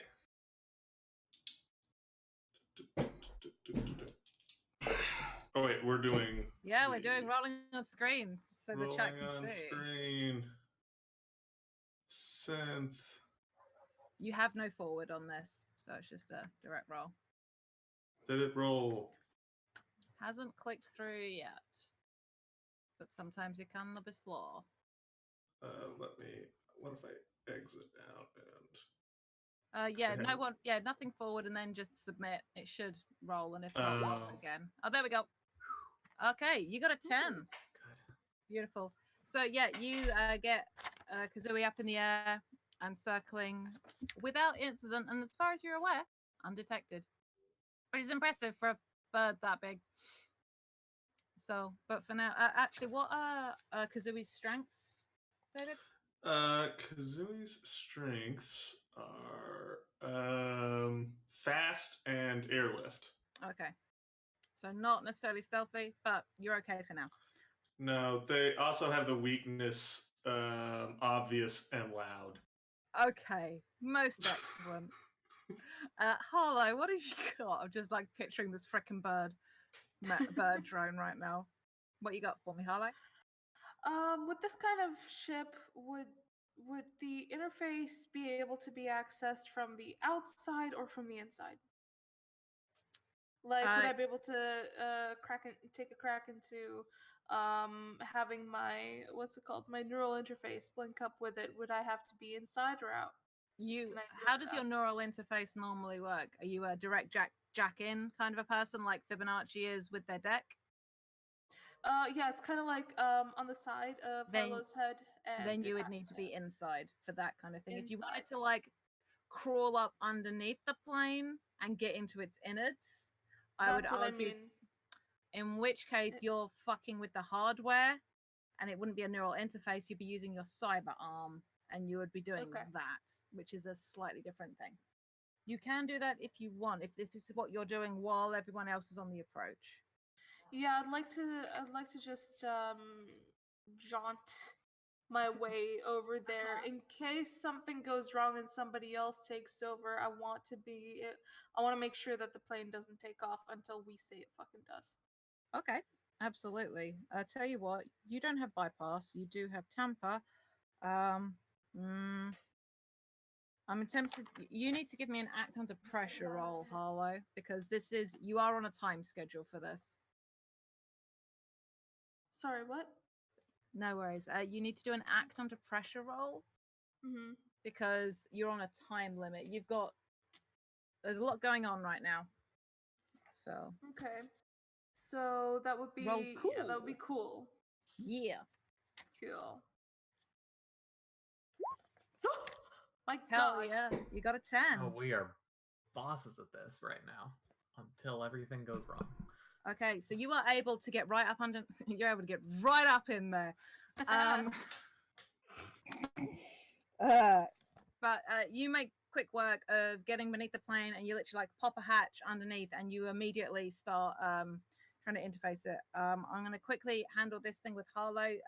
Fibonacci, if you have anything you want to do, let me know in just a second, and then I will circle back round. And Nixon, I'll come to you because you definitely have a thing.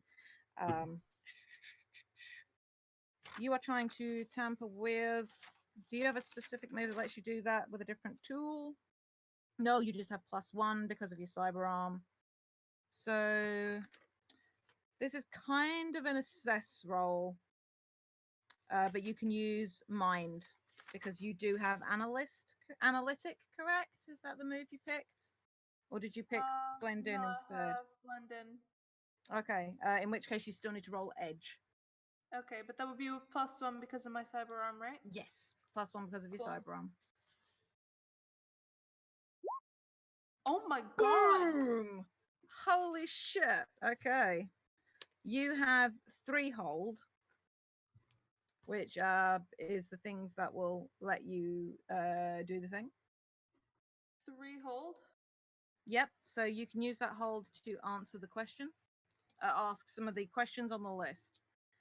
Really, I know what you're trying to do. It's just there isn't a specific move for I want to fuck with the electronics. So effectively, it's letting you do that rather than it being just because there isn't a specific thing for just generally interfacing with cybernetics or with machinery. So yeah, you can do that assess rule. If there's any questions you have right now.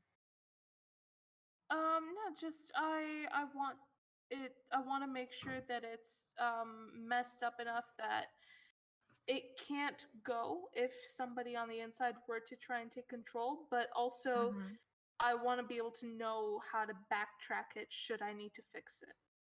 Okay. Okay. I maybe shouldn't have got you to roll assess, but you still rolled an 11 even before your stat came in. So you would have only done better. So I'm going to say that you managed to do that. No Okay. problem. I'm not going to get you to roll that again. For all intents and purposes, until somebody comes down into this part of the craft and fixes what you've done, that plane is not taking off.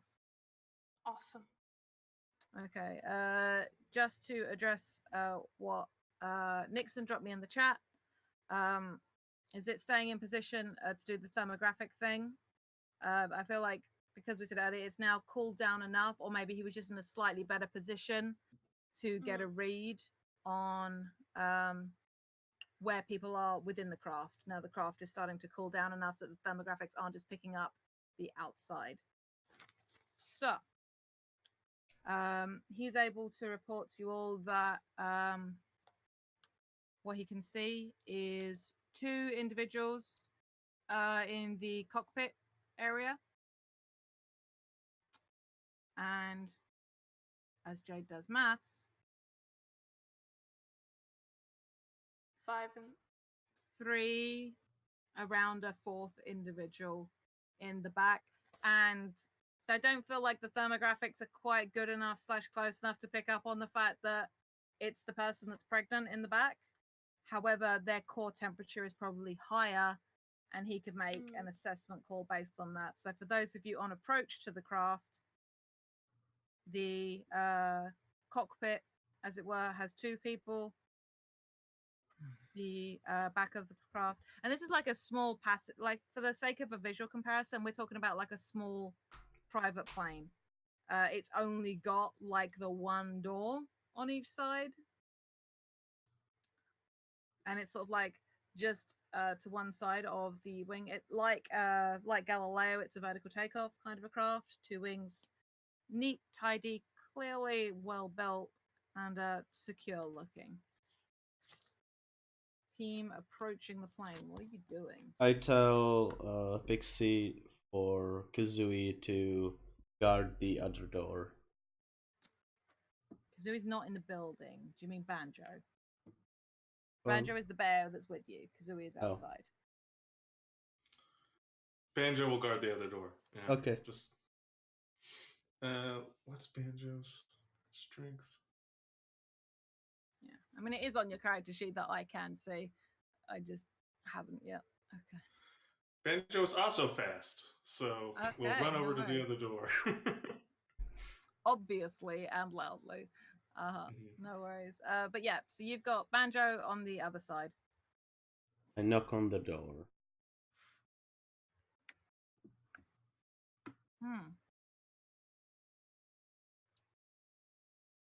You hear the cocking of a weapon.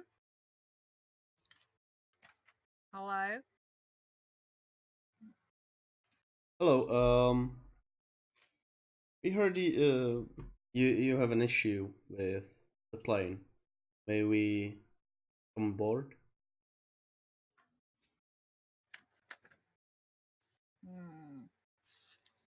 1 second. I'm checking a thing. We caught an emergency signal, and we are here to take care of it and get you back in the air. When you try to convince someone to do what you want with promises, lies, or bluster, roll style. Afraid my style is shit. You probably should have let me do that. My style is -1. Well, my this style will make... is 2, you imbecile. Well, it's done. Then you should have started talking. Well, there we are. Okay. I thought you had it covered. Roll. Give me that style roll there. No forward, so just submit. So that will be a 6 + 1, which is 7, -1, which is 6. And I'm not allowed to help at this point? Not after the fact. That's not like fair. that. Excuse me just a moment, please. I just need to... 6 is bad, right? Yeah, 6 is what we in the trade call a miss. 1 second. Let me just... This system's also particularly nice at making 7 a hit instead of 8. Like stupid battle tech. Okay. I'm checking a move. I am kind of off to the side of the door. I'm not straight in front of it. I'll be off to the other side, thank you. You didn't knock and then stand inside of the thing they're gonna shoot through. Yeah, exactly. Air, give me an act under pressure roll.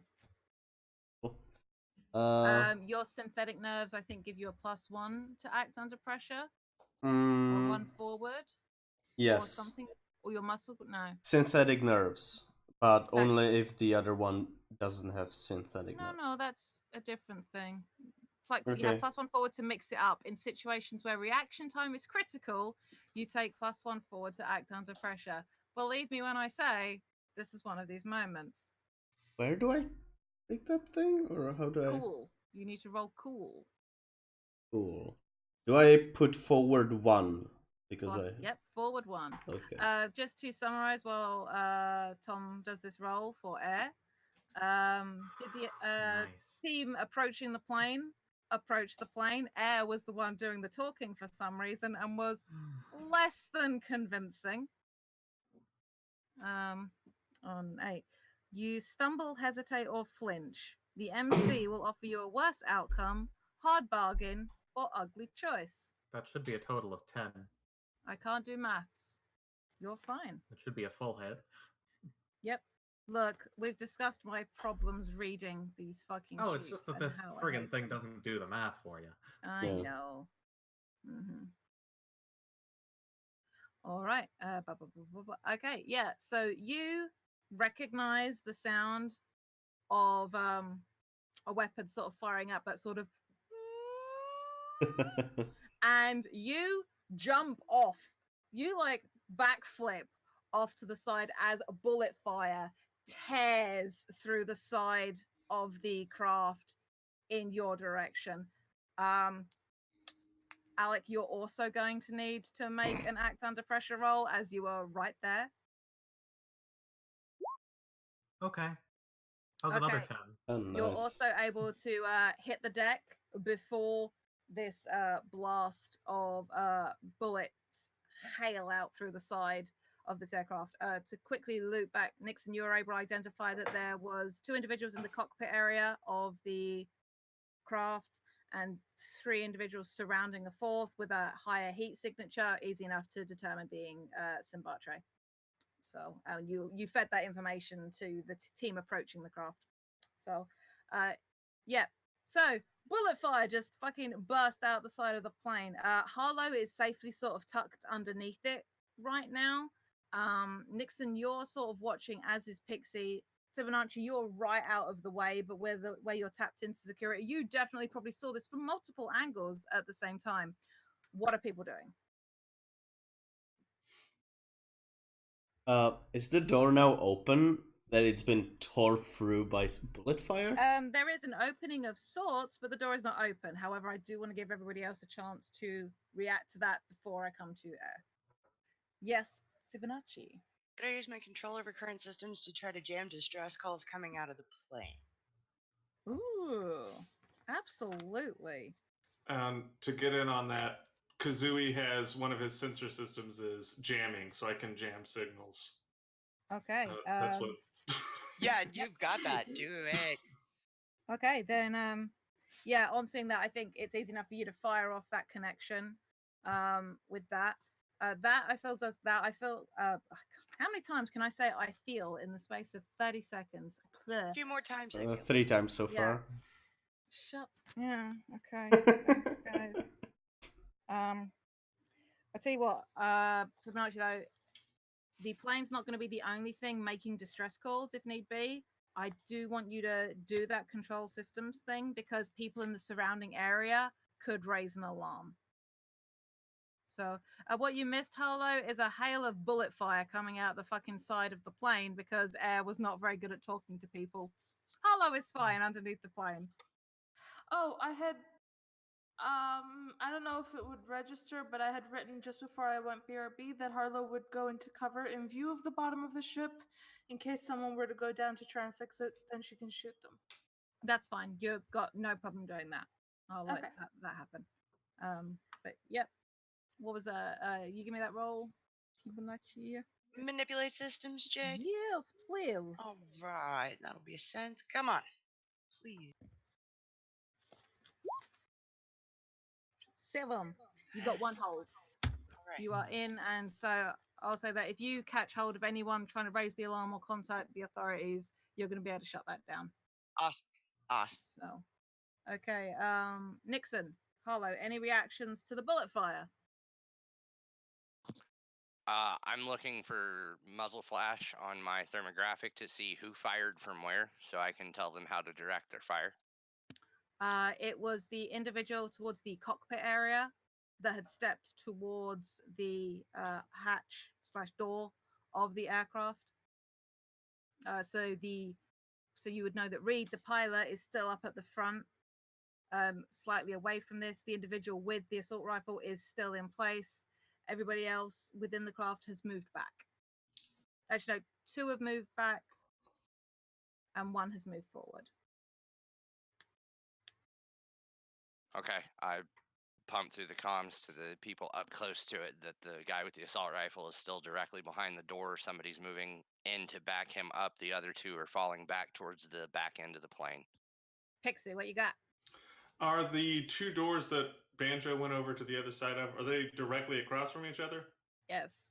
Can Banjo just open up with the light machine, or Absolutely. What is the harm on the weapon? It is. Is it +3? Is it 3 harm? It's 3 harm. Yeah. Does it say anything about? Does it have the AP tag? Let me look.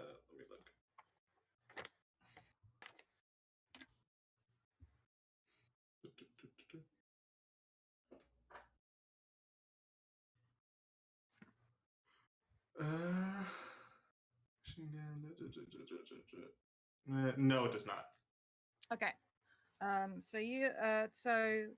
Banjo opens fire, and those of you, Harlow is now close for her thermographic goggles to pick this up, and Nixon, where you're sort of on monitoring, you see the individual with the assault rifle sort of take the hit, and they don't go down, which tracks because you know these are armored people. Some of them have got cyberware for martial abilities, but like I don't know if thermographics show. I forget what happens to body temperature when you start experiencing significant blood loss. It's not great. You'll get colder. Okay, then Like, yeah. Then yes, you notice that. Let me quickly make a quick note about, because I should quickly make some notes about harm clocks for these security details that you're about to have some fun with. It's getting harm clock. If you like, sure. Okay, Kendrick. We should protect our tech if we want to keep her harm low.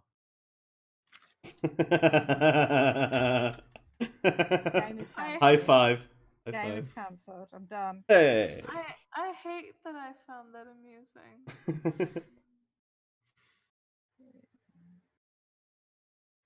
Amazing how when I'm doing it quickly, my squares really rapidly become circles. Fuck it. This I goes just need full blobs. circle. I swear to Christ, Tom. I swear to Christ. Okay. Who's got something they want to do? Ed, did you have a thing? Want to get fucking inside. Okay. That will be. I mean, you should probably get stabbing inside, but I will cause stabbing. I won't inside. question your methods. Yeah. Technicality, Sean. What I will say at this point going forward, because there is no initiative system in the sprawl, I will try and keep tabs of people getting to do stuff. But for the most part, if you get something, please tell me that you want to do a thing, because it's going to be really easy for me to lose track. Mm-hmm. Especially when you have people more combat focused Obviously, it's more their time to do a whole bunch, but please stick your hand up. I'm keeping a close eye on Zoom, so I should see you if need be. Yes, Fibonacci. I've got a close, quick thing. I'd like to inlay my feed from Nixon's eyes with the thermographic vision in as a tiny picture-in-picture on the HUD for the rest of the team, if I can.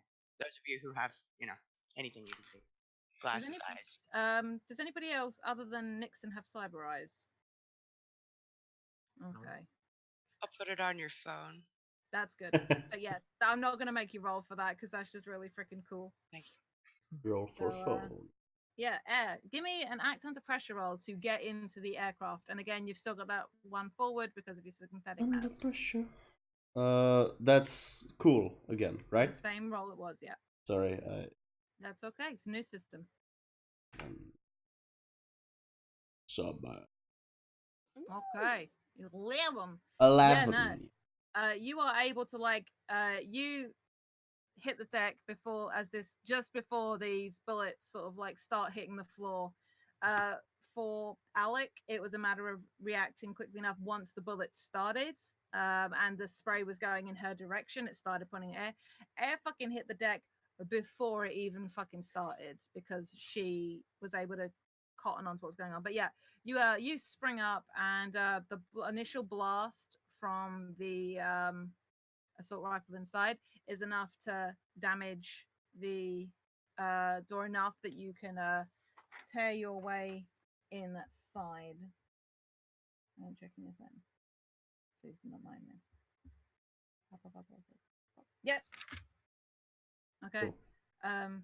You're inside, and literally there is the person right in front of you.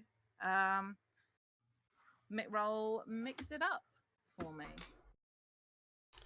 So, because of my thing, I can roll mix it up, aka with synth, and I can no, it inflicts +1 harm, so that's after.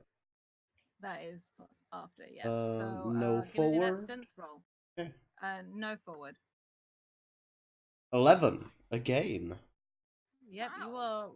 you guys are rolling good today. Not all of us. I am going after buddy. their throat. How lovely. And not at all upsetting.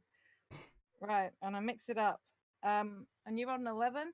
On a 7+, you achieve your objective. So what harm does Anguish have? Anguish has 3 harm, +1 from my muscle grafts. Yeah. Wait, so sorry, you said 3 + 1, so total of 4? Yes. Okay. They're gonna still be up after this, but barely. To the point where actually, wait, where's my thing? Where's my thing? Actually, yeah, no, that's gonna be enough. What does this look like? Before I do anything more, what else do I see around? No, you said you were going in to kill somebody. You are killing somebody right now. Okay. Assessing would be a different thing, which you can do later. Right now, it sounds like Air is in I'm gonna kill a bitch mode. Yes, I get inside, I quickly go up, and with my blade, instead of for a throat, I basically go under here and stick it through. And as I do that, I turn them around and use them as a shield. That's disgusting and fantastic. I'm here for it. I imagine, Alec, as you're getting up at this point, you get to see a lovely view of that from your perspective of being also right by the door. And yeah, those of you watching with thermographic, which is all of you now, because you get the distinct impression of heat rapidly leaving the individual, and there's sort of like a diminishing patch of warmth on your thermographic reads. Who wants to go next?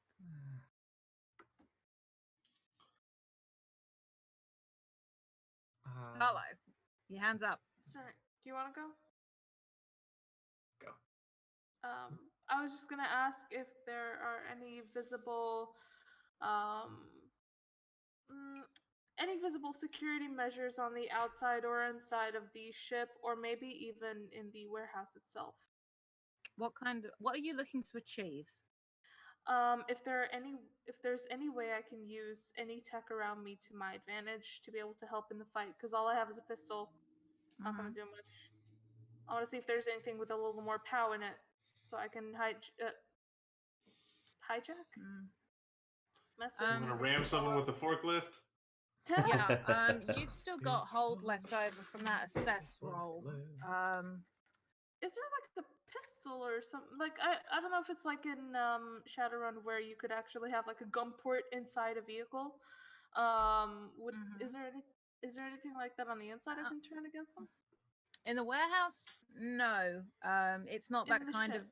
facility. You're not inside the ship. You are outside the ship. It does have where you were doing your rummaging around, you would definitely know that there is like a concealed weapon like underneath the hatch and thing if they get into real issues, which is really fun for a domestic passenger charter private plane to know, that's a very large gun for a small passenger ship. Good to know. That's there, but it's like mounted to the underside, to the undercarriage within its own little housing. Where how you could use that is unclear. The easiest thing that you could possibly do for your benefit is carry on up through the innards of the ship where you were and get into the ship, and you would pop out in a different place inside. There is no extraneous security measures that you are going to be able to utilize in the way that you want. The information that you have, you could get inside the ship and with your thermographics get behind the other guards who are off at the back. Okay. Okay. And that gun that was like inside, it comes outward out of the ship, right? Like a turret kind of thing. Yeah, it's like on the belly of the ship. Okay. I was about to say like a whale's penis. Why that was the reference my brain provided, I couldn't tell you. There have been some lovely pictures recently on Twitter, I think. Yes, that's true. There Yeah. were, yes. But like that, it's like below. It's sort of like a little hatch opens on the bottom of the ship, and the gun sort of goes And goes. out of it. It doesn't make a noise. Sarah looks so disappointed. So sorry. That's why I did it. Yeah, she looks You people disappointed. follow very different Twitters than I do. So Yeah, what are you doing? ignoring the Rallied. phallus, I'm going to go back to where I'm gonna do exactly that. I'm gonna try and sneak a peek from a position inside the ship that they're not inside the plane that they're not looking. Mm-hmm. And I'm gonna try and I guess I'm gonna try and see if I can catch one of them off guard and help Okay. out. Give me an act under pressure roll. Let's see if you can get into position. Whoopsie doodle. Hey! So, 11. you guys, 11. can you stop rolling so good? It's making my job as like MC super dull. It's fine. My next roll's gonna be crap. Okay, you are able to get into position, and you can now see where you pop up. You pop up in like the tiny little galley section at the back, and you're able to sort of get out and peep out, and you can see over by the door on one side, you can see a bullet fire that's come from the outside in, and like it's all peppered in like punctured metal from Banjo. You can see the other side where the assault rifle went outwards and tore open the side of the plane. And you see air with a really upsetting looking bladed weapon up through the lower jaw and head of one of the guards, currently using them as a meat shield. Oof. Oh, and in front of you, there's two guards and the heavily pregnant Nika Simbatre. They are not paying any attention in your direction. Is Nika behind them? Closer to me. One of the guards is stood next to her, and one is slightly in forward. So, if that makes sense. She's in between. Not them. quite in between. Like one guard is next to her, and Like one this. is. If you imagine like an L, a capital Yeah, L, okay. she is on the corner of the L, one And next I'm to, here? one in front of, and you're sort of off behind, like the butt of the L. There. So if you're there, you're kind of here, so you're at equal distance from both.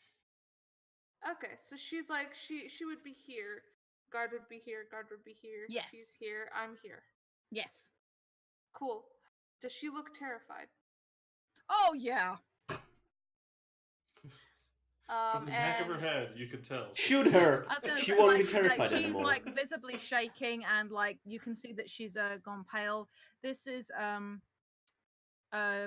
Nietzsche is played by Tina Desai, who plays Carla in Sense8. oh my god, you had to use her. Yes, she's Thank a very you. I have but like long, dark, curly hair, light brown skin, super pretty, but like has Oh. gone sort of like super washed out looking, I have to and protect like her has a hand, like both hands sort of curled protectively around her stomach. now. And are the guards paying any mind to her at all right now? Oh, other yeah. than being The one next to her has like a hand on her back and Ooh, has okay. a weapon drawn with the other hand. God damn it. Okay. I'll tell you what, I'm going to somebody else. You got on the ship. Yeah, I'll think about what I'm gonna do. Alec, what For have you got next for turn. me? I'd And like to step into view and lock eyes with Nika.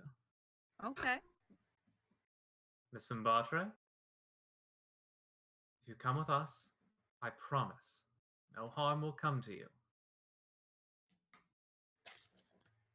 Are you sort of behind Air and her meat shield right now, or have you sort of stepped out to the side? To the side. Okay. I want you to give me two rolls. As always, I still look Immaculate. fairly well off. Of course. Maybe like the hair is the hair up today? Oh yes. Maybe like one lock of hair has fallen slightly out of the immaculate bun. You know, a little tiny smudge of grease on one side of the face, but otherwise perfect. It's good is the thing. Right. You're gonna need to give me a fast talk. Actually, no. Yeah, no, fast talk and an act under pressure. Okay. Let's start with fast talk. Good enough. I Okay. think that's a 9. That Yep. is a 9. Okay. NPCs do it, but someone will find out. Oh no. Bear with me. I'm gonna fuck it. I'm gonna bring this to the token layer. What the fuck? What What the fuck? Yes. Ooh, more clocks. Concerned citizen Love it. asks what. Oh, Navis group. Can Oh, you the Navis group see clock. the label on the bottom clock? Because We can. obviously Yep. you can. All right.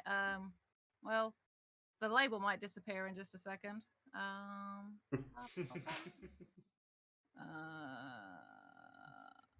You can tell I don't GM that often.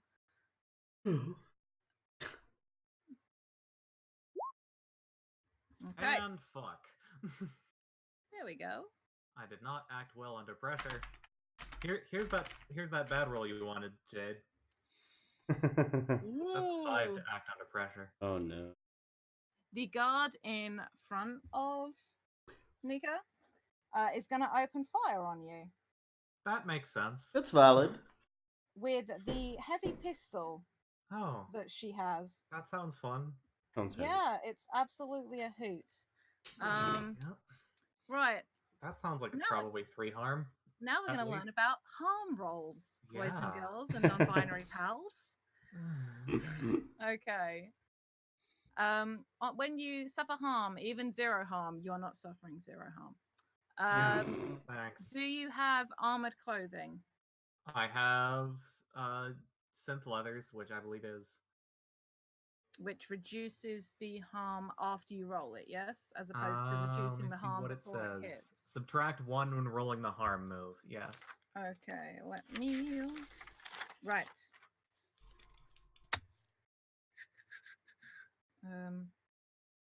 So give me a harm roll with -1 for your leathers.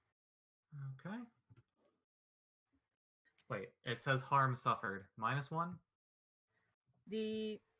Your armor stops you taking one of the harm as opposed to, no, because your armored leathers reduce the harm clock not the amount of harm you take. It's sort of to do with absorbing damage. Armor would make the 3 a 2. Armored leather gives you Okay. advantage on the roll. It's about how well you withstand the damage you take. Okay, so do you want me to wait? I think that's correct. Subtract 1 when rolling the harm move. Okay, then do So that. do I add 2? God. Am No, I you'll be- inputting no. 2 as my value? You'll be putting 2 harm into your harm clock. No, wait. Apologies, it's been a really long time. You are Yeah, going to be that's fair. marking 3 segments on your harm clock. And when you roll, you'll be rolling with a -1 because of your synth leathers. Okay. So harm suffered. On this input value for the harm roll, I'm going to put -1. Wait, no. This has been a while. Right. So you should fill 3 segments in first, I think. This character sheets are weird. Okay. How does rolling harm work? Effectively rolls 2d6 and then plus the amount of harm segments you have. So basically, the more damage you have, the harder it is for you to withstand more damage. Sure. So, What am I putting in this box, Jade? well, that's a really good question because I don't know. Right. Okay. So don't mark any segments, and then you add 3. And do I then take away 1 from my armor? No. You are just putting harm suffered 2 in there. If need be, we'll re-roll it again. Wait. Harm suffered 2 or 3? Put 2, and I want to see what gets spat out by the character sheet. Okay. And now what your sheet looks like. Okay. Harm suffered 2. Dice to the 7. So. See, that is why the harm suffered was relevant. And you would have had. Yeah. So basically, it would have totaled 2. So your harm total is 9. Mm-hmm. Okay. Honest. Thank you for your patience, everybody. On a 7 to No 9, the worries. MC chooses 1. You lose your footing. You lose your grip on whatever you're holding. You lose track of someone or something you're attending to, or someone gets the drop on you. Okay. The MC will choose 1. I know I will. You, however, I am going to increase this because you do have 2 segments filled on your harm clock. I love how that sheet is so friendly and happy when you have harm. It's fine. This is fine.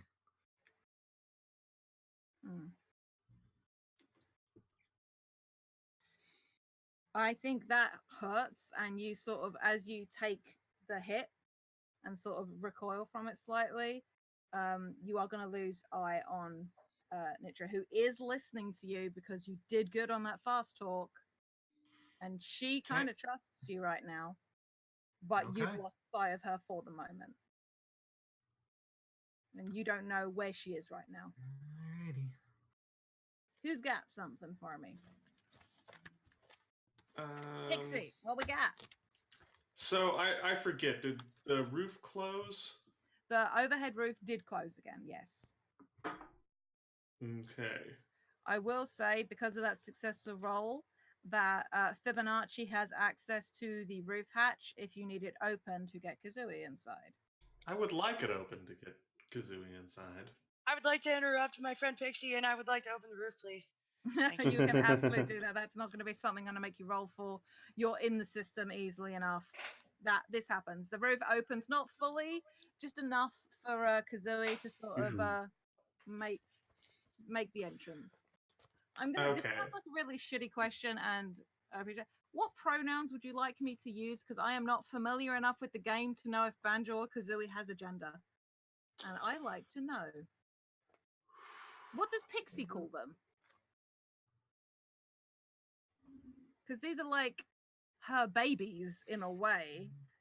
So, however Pixie would refer to them, is Banjo, are they boys, are they girls, are they theys, are they its? How does she talk about them? Banjo was definitely male in the game. Yeah. Okay. I think Kazooie was she. I think Kazooie was she.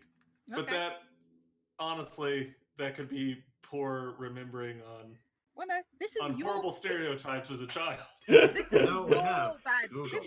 This is your Banjo and Kazooie. It doesn't matter. So Banjo is a boy, effectively, and Kazooie is a girl, and I will Mhm. remember this. Thank you very much. Okay, so Kazooie comes in through the roof access. Did Mhm. somebody have something for me? Sorry, I heard an No, I was just Googling. Okay, right. So what do you? Kazooie's coming in hot.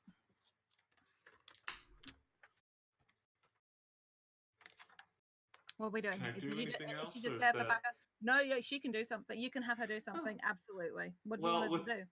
the thermographics that Kazooie has, then Yeah. could I use the Kazooie's weapon on Right. someone inside? Okay. Yes. You, as Pixie, would be making an educated guess as to who is who. There is probably one guard that you could make an accurate guess as to that being that you would. Tell I'm you what, guessing the give me pregnant lady's probably not up front of No. the formation, so I would No. go after that person. Okay, absolutely. I was going to say you could do an assess roll, but no. Give me a synth roll, please, to see how Synth well. Yeah. Wait, actually, let me check the driver book. If you're mixing it up, yeah, no, it'd still be synth because if you're effectively mixing it up with Kazooie rather than you doing it yourself. Okay. I have so many pieces of paper. You And I don't guys. have any forward or anything, right? You do not have any forward currently.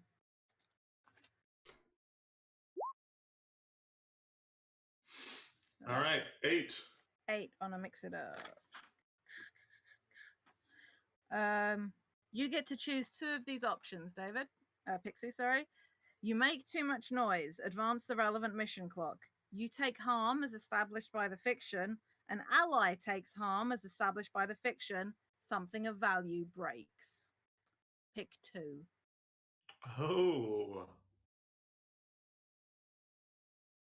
Well, I mean, Kazooie's loud, so make noise. Okay. Makes sense. Un momento. Doop, doop. And Hello, clock. How are you? Look at that! Look at that lovely shade of yellow up in there, guys. Isn't that a friendly, happy shade? What of is yellow? the second clock? What is The second It's the one mission is the clock. action clock or the mission clock, aka the situation you are currently in. Which reminds me to check something else. Thank you, Tom. We can afford exactly 2 more fuck ups, I think.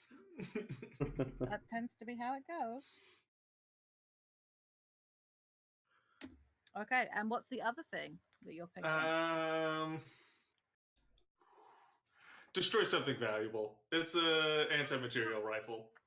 No. You don't pick the specific. You just say that you choose the option. Oh, I pick on the what car. thing. I was thinking the gun destroyed something valuable in its path. Something valuable is broken. I decide how and why if you're picking that option. Oh, okay. Which may make you change your option. Yes. Okay, so it was loud noise, Yep. harm to. An ally takes harm. Yeah, you take harm. Or arguably, Kazooie will take damage in this case. Because that makes more sense than Pixie taking damage. Actually, what are the tags on your cyberware? You ever accidentally shoot yourself with your own drone? Encrypted and multitasking. Okay. Or I can take the harm because I'm kind of in the way. I was gonna say, Yeah, or I an don't ally think the takes ally harm. is Yeah, I'm chosen gonna by him. go with ally takes harm. Yeah, Pretty here's sure the they get to choose which one that is.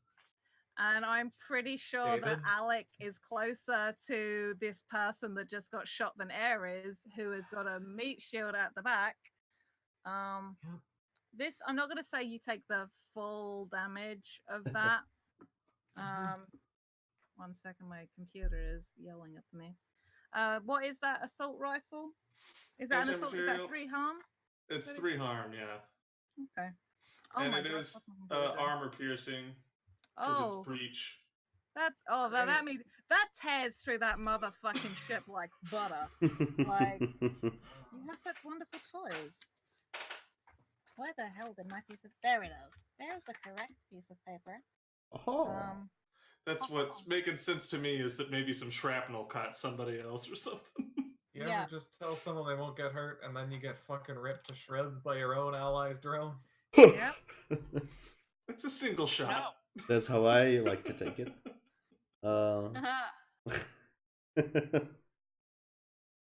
Okay, right, Alec. Having reread this, mark another section on your harm clock. Okay. Now, roll. You suffered 1 harm, Yeah. but because of your armor, let's say you rolled 0 harm for the roll, because of what your clothes does. Okay. Because I arguably should have made your first roll harder, but I will let that go because I just read over the rule again. So Okay. I understand how the sheet works and how the move Sorry. works. It's okay. Okay, what was I supposed to have done for future reference? You mark the harm first in the clock. Okay. If you have armor that reduces the harm, which you do not, then say if you took 3 harm, you would only mark 2 sections because your armor took 1 of the harm. You don't have that kind of armor. Then you roll, and then your armor absorbing stuff, your armored clothing, would affect that number. So right now, you're just good to roll. So I just roll with no difference. Yeah, roll with a 0 in there. Okay. This is That's one where low is good, yeah? That's the only time that low is good. What I'll say is you as the bullets start hailing through this roof, you're able to roll slightly out of the way, and a piece of shrapnel rather than a bullet catches you in the arm. But because of your synth leathers, you're able just to like roll with it, and it stings, but it doesn't like draw blood or anything. Like you feel like a bruise welling up underneath the skin, but it didn't pierce the leathers. Okay. So, who's got something? Nixon, Fibonacci, we haven't heard from you guys in a while, then I will come back to air.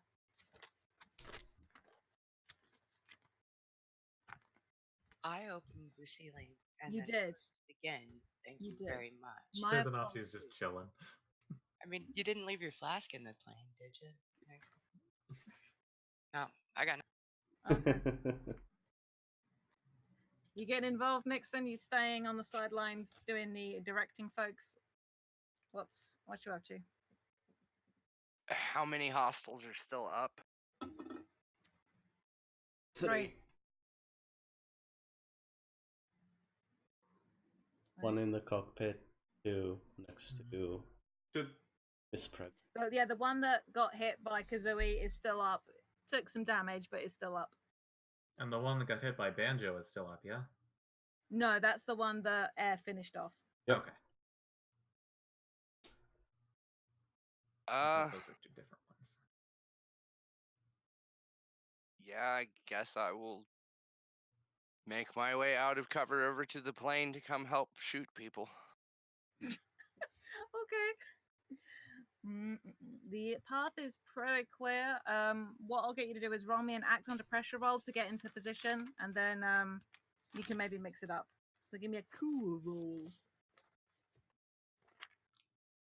Plus 8.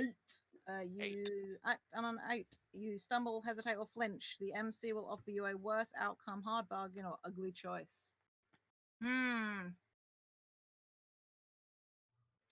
Right, you get up into the plane, and you see the state Alec is in immediately. You catch sight of Harlow in the back, but you are either going to be able to help out Alec or engage with one of the hostiles. You cannot do both. And to describe what 3 harm looks like, because it's been 3 harm, these are serious injuries, major cuts, bullet wounds, and bone breaks. Normal people will be in shock and waiting for EMTs. Hardened veterans will keep going. Alec does not look good right now. She looks like she could maybe get up and get out of there or get involved, but she don't look great.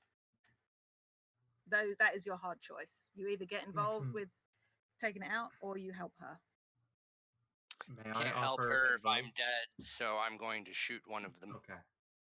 I'm Excellent. going to offer advice based on what you know about this person that you have links with. You can do that too if you want to quickly pass on that information. I have trauma derms. So you can fix yourself a little bit. Yeah. You would know. So, which just validates the choice further. Give me a mix it up roll. What's your skill wires let you give you a +1 to that? They do. Sweet. So Cool. So that's a neat. 9. 9. Okay. On a 9, choose 2. Though, I will give you the plus.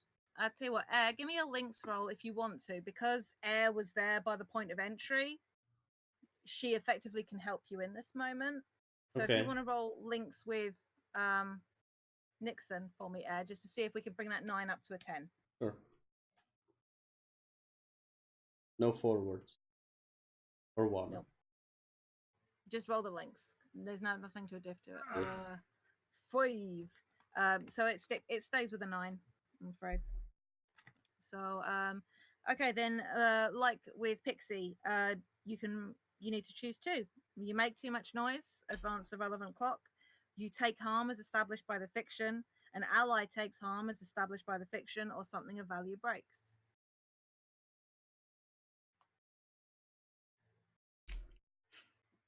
Fun choices. What was the first one? You make too much noise, advance the relevant mission clock.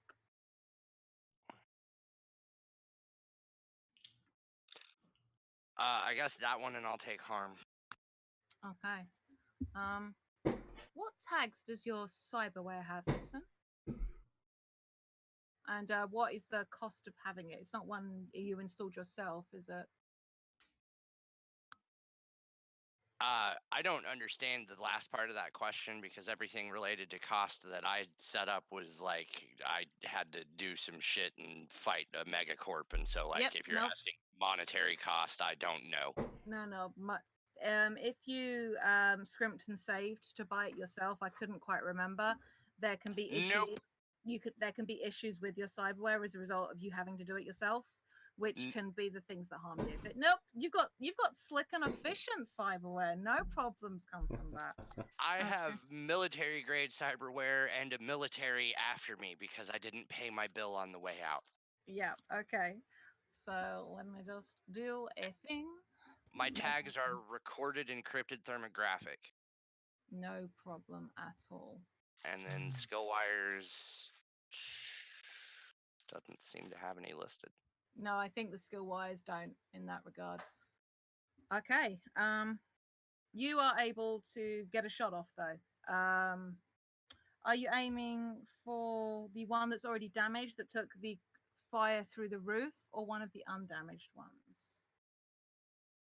I was gonna go after the one near the cockpit. Okay. If there is one near the cockpit, I don't know if he was damaged or not. One is inside the cockpit. No, that's my apologies because that's not me being clear enough. The one from the cockpit was the one that came out and fired at air, and is the one currently with a very large sword up through their jaw. Oh, then I will shoot the guy who's already wounded. Okay. What damage does your weapon do? Does 3 harm, heavy revolver.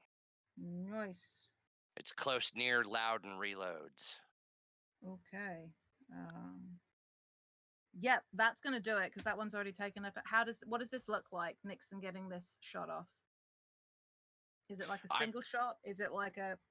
Yeah, I mean, if I'm taking damage from it too, I kind of see it as like coming up the little gangway ramp onto the shuttle or whatever, and then kind of rounding a corner into a guy who's kind of already stumbling because he's got some bullet holes already, and then we both just kind of simultaneously go BAM! Very so good. I take one and he takes one, except I'm still moving at the end. Okay. Let me quickly check your gear. We can resolve this harm thing. You have an armored coat, which is 1 armor. So on your character sheet, if you tick 1800, so you have Okay. 2 segments filled, Okay. and roll harm for me. And you suffered 2 harm. How do I roll harm? For you? It's Roll the harm. button. There we go. Yeah, there we go. Yeah, I found it. You got this. 8. Where did my sheet go? Too many pieces of paper. The MC will choose 1. You lose your footing. You lose your grip on whatever you're holding. You lose track of someone or something you're attending to, or someone gets the drop on you. There would be a lot of blood on the floor after a sword through the head, wouldn't there? I imagine so. Yeah, I think that's what it is. Is like you step back, you take the shot, and your armor catches it, and it fucking hurts. But you hit this. You take it. You as you recoil from it, you hit that wet patch, and it's not had a chance to even go remotely tacky yet, and you literally boom. So you have like Nixon sprawled out on the ground next to you. Just Yeah. taking a bath in full or blood with my $5,000 coat. Okay. We still have. Oh, again my build. We have 2 security guards left up. We have a very nervous-looking pregnant lady. So, sorry, I was the one. Because I did fuck up. There is one still. It is they are hiding in the cockpit because I fucked up on numbers. Because I am bad at spatial awareness, and I don't have a map. So there are So 2 next to the lady and 1 in the cockpit. no, there is one next to the lady now. Okay. Because the other one that was in front of the lady is very dead.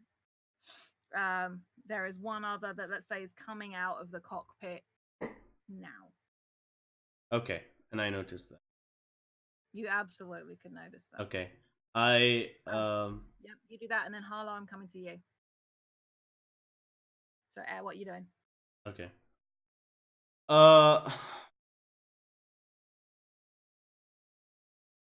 I say to Alec, I get your friend, and I give Alec the body, the shield, and move. As you pass her you what sort of step over Nixon, and like hand this meat shield off to Alec. Kind of, yes. What a gruesome visual. And I move over to the cockpit and the guy that's coming out, Okay. or whoever. Yep. I'm gonna get you to give me a mix it up in just a second. Mhm. Harlow, you first. What is it you were looking to do? So, how bad is my party looking? How, from Harlow's perspective? Well, Alec just got a meat shield dropped in front of her, but didn't appear to have taken more damage after the bullets railed in through the ceiling. She's awake. She doesn't look great. She's what would the D&D? She's got bullet holes in her. Yeah, she's bloodied. For the sake of a D&D comparison, it's not good, but she's not gonna pass out any second. And Nixon? Nixon took a hit, but is hardy enough to be like hit the deck backwards and is now just sat up again. He's blonde, right, Alex Nixon? So like, there's this really good crimson smear across the blonde hair on the back.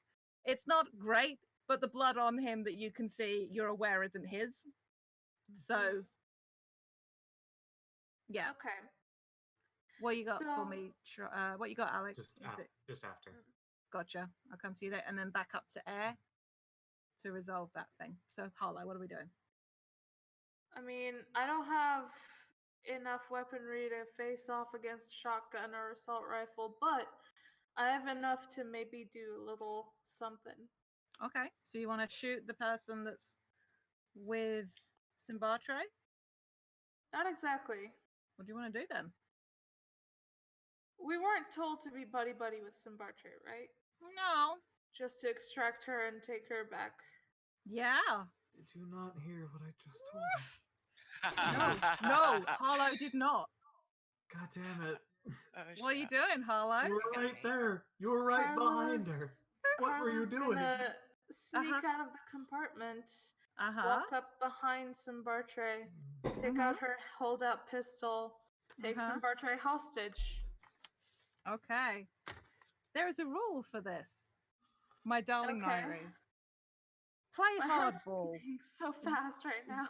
When you get in someone's face threatening violence and you intend to carry through, you're playing hardball. If you are actually willing to hurt this woman, it is playing hardball. If you are talking out of your ass and Harlow would not hurt this woman, it's fast talk. The difference is in stat, but also I need to know what you, Harlow, are you genuinely prepared to shoot this pregnant woman? You are making a decision about Harlow as a character in this moment, Nairi, and everyone is so invested in the choice you're about to make. Oh god, your faces. I can't look at this. What are you doing, Harlow? And if you don't make a choice quickly, something's going to happen. I think it's gonna be fast talk. She doesn't mean it. Okay. Roll style. David's so disappointed. You Yeah. see that? I heard the do it. Oh. Oh, buddy. Worth a try. Oh, buddy. 3, 5, 6. So that's a total miss. You do this. And the thing is, these are very highly trained security guards. They know their shit. And you've stepped up behind Simbartre, right? And a gun to the side of her head. I'm imagining the positioning. Is this her and this you? And you stepped up like behind her? My idea was that I was gonna kind of do this kind of situation, like take her. Absolutely, that's fine. But no, you could have done that. That's fine. The thing you were rolling was for the talking. The guard next to her is going to shoot you. Yeah, that's fine. What armor do you have, if any? +1. Is it +1 jacket? Armored jacket. Okay, so I need you to mark. This is like what happened. I'm aware of the time, by the way. Does anybody have a hard out? Nope. Okay, I will keep an eye on the time all the same. No hard outs or hard outs. Did I make that joke? joke? Mark, hit the 1800 hours on your harm clock for me, Harlow. Ooh, okay, that's fun. Isn't it fun? What does that look like? Oh god. Now give me the harm roll, or roll harm, and you suffered 2 harm.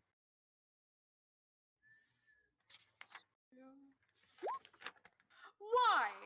Oh no. Oh. Oh no. Right. You rolled impressively well. That's a total of 14. Oh, you get to read the fun part now. Okay. 10 plus. Choose one. You choose. I don't choose. You're out of action, unconscious, trapped, incoherent, or panicked. Oof. You take the full harm of the attack before it was reduced by armor. If you already took the full harm of the attack, you take +1 harm. You can lose the use of a piece of cyberware until you can get it repaired. Or, and here's the fun one, my favorite. Yes, I'm quoting Gary Oldman in The Fifth Element. You can lose a body part. The sprawl is not a friendly game. So, Harlow, pick one, and then I will describe what happens. I'll lose the cyberware. This guard, in the heat of the moment, doesn't necessarily realize that you have. Your other is neural interface, right? That's neural the other interface. Which, yeah, and you have. So yeah. I think what happens is takes the shot and it goes through your cyber arm, and you feel the bullet impact in your chest, and you hear this and your cyber arm completely locks up. And until you get it repaired, it's dead weight. Mm-hmm. Yeah. That went well. It did so well. You're now holding on to this woman and have just been shot. Oh, yes, sorry, you did have a thing, Alec. Well, I was going to just apply the first aid to myself. I mean, two other people have been shot. Mhm. Keep going. I mean, they're in better condition than you are. That's true. I am more shot than they are. You are more Thank shot. you, Pixie. Fix yourself. No, you didn't take any harm from the bullets from Pixie. Okay, fine. I don't have to blame you, Pixie. You're still All going the to. same, Yeah. Huh? You're I playing did Tom- not attempt to take someone hostage like a fucking amateur. So I would like to be the one more in control right now. Okay, so what are you doing? What does I'd like this to look apply like? first aid. Okay. When you treat someone's wounds using appropriate medical equipment, roll cool. Does Okay. trauma terms give you a plus to the roll? It just says allows you to apply first aid to characters at 2100 or less harm. Okay. I think otherwise you would normally not get to do so. So yeah, give me that cool roll. Where does it have?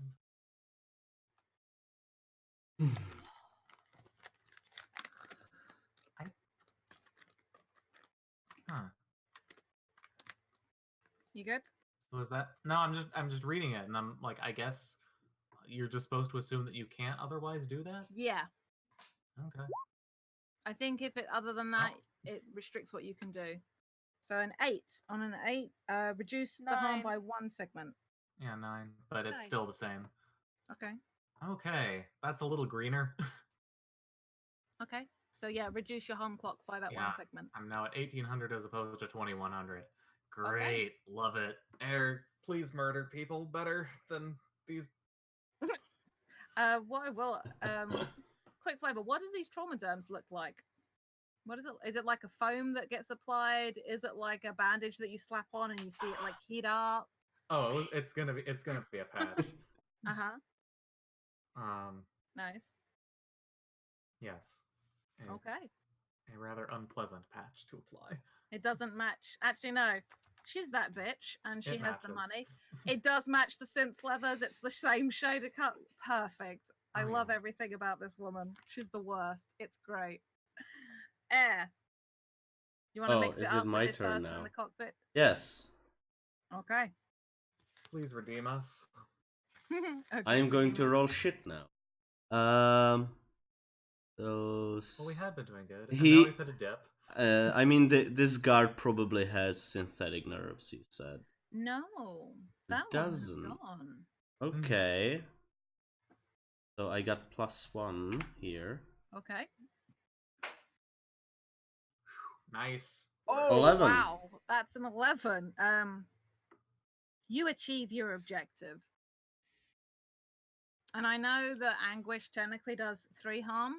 Yes. 4 with This my goes- muscle grafts. Oh yeah.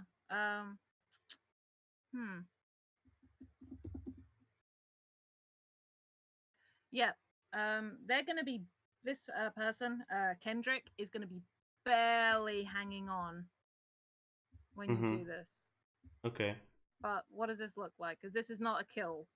So what I do is I hand over the meat shield. I turn around, and as this person is coming out of the door, I come in. The blade is on the other side.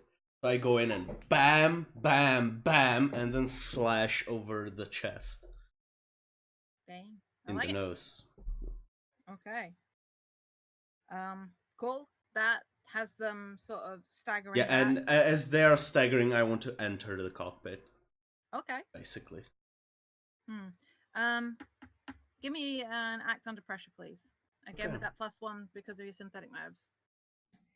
Under pressure is Cool. You do have that +1 because of your synthetic nerves. Oh, I almost typed in 10. Well, I could have mathed it. 9. Okay.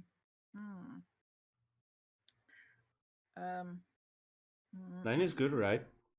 It's what we call empowered by the apocalypse, a mixed success. Oh my god. You Okay. stumble, hesitate, or flinch.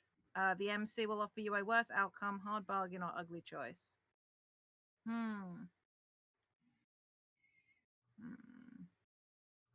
I think that is the moment where Harlow gets shot behind you. And you turn for just a second. And either you are going to lose hold of anguish or you are going to take harm. Because you're going to get shot. Take harm, yeah. Okay. Because they sort of sneak up on you. They take the moment for your distraction and just unload. So everyone's getting so shot at today. This is very exciting. Yeah, not Fibonacci. Fibonacci's fine. Fibonacci's doing great. Fibonacci made this, as is Pixie. They're both sitting in their respective spots, just like, I didn't want to get directly involved, frankly. Yes, I'm going to tick tell 18 you. o'clock. I have armored jacket +1 armor. Yeah, so that reduces the 3 to 2. So hit 18 o'clock for me on your harm clock. Ah, there I see. Hit the little Do square. I see it? Ah, Yep. cool. Nice. Now you roll harm, and the harm suffered is +2. Or is just 2.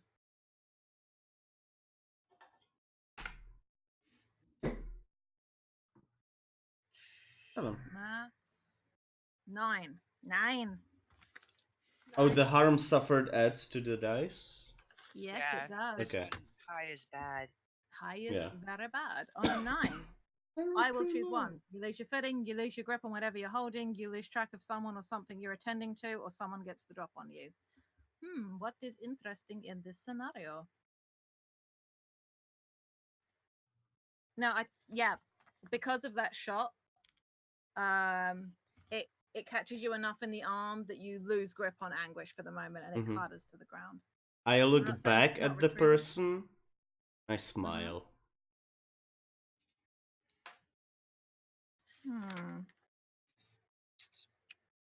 Okay. They look nervous. I let out Anyone a else little got- chuckle. Yeah, what we got? Pixie. Yeah. Could Banjo run in? Isn't it too small for Banjo? I was going to say, Banjo's not going to be able to get in. Not going to be able to get in? All right. Well, You then... did choose to have a bear-sized drone. I did. Yeah. You're so valid. Or Banjo can take Kazooie like this and start unloading. I don't think Banjo needs to. I think Kazooie can fire herself. Then you know what? Let's just do another shot from Kazooie. Oh, lordy. Okay. Where are you aiming? Are you aiming in the cockpit where there are 2 bodies and you can't tell which is I don't which? know who anyone is. Or the little cluster of 3 in the back? I don't know who anyone is. There are also Never mind, 3 I got in the nothing. cockpit. I can't really help, so never mind. Okay. I'm trying to think if there's anything you could do, because I don't want you to feel like you can't contribute to the fight as it happens. Fibonacci challenges Pixie to words with friends. Thanks, guys. That's very good. Okay. Do you really think that I would be able to help you if I got out of the vehicle and came over there? Because I will if you want me to. Can be another meat shield. Are all the heat signatures from like the back of the plane? I'm bad with distance. We know that Harlow came up through the bottom and into the back.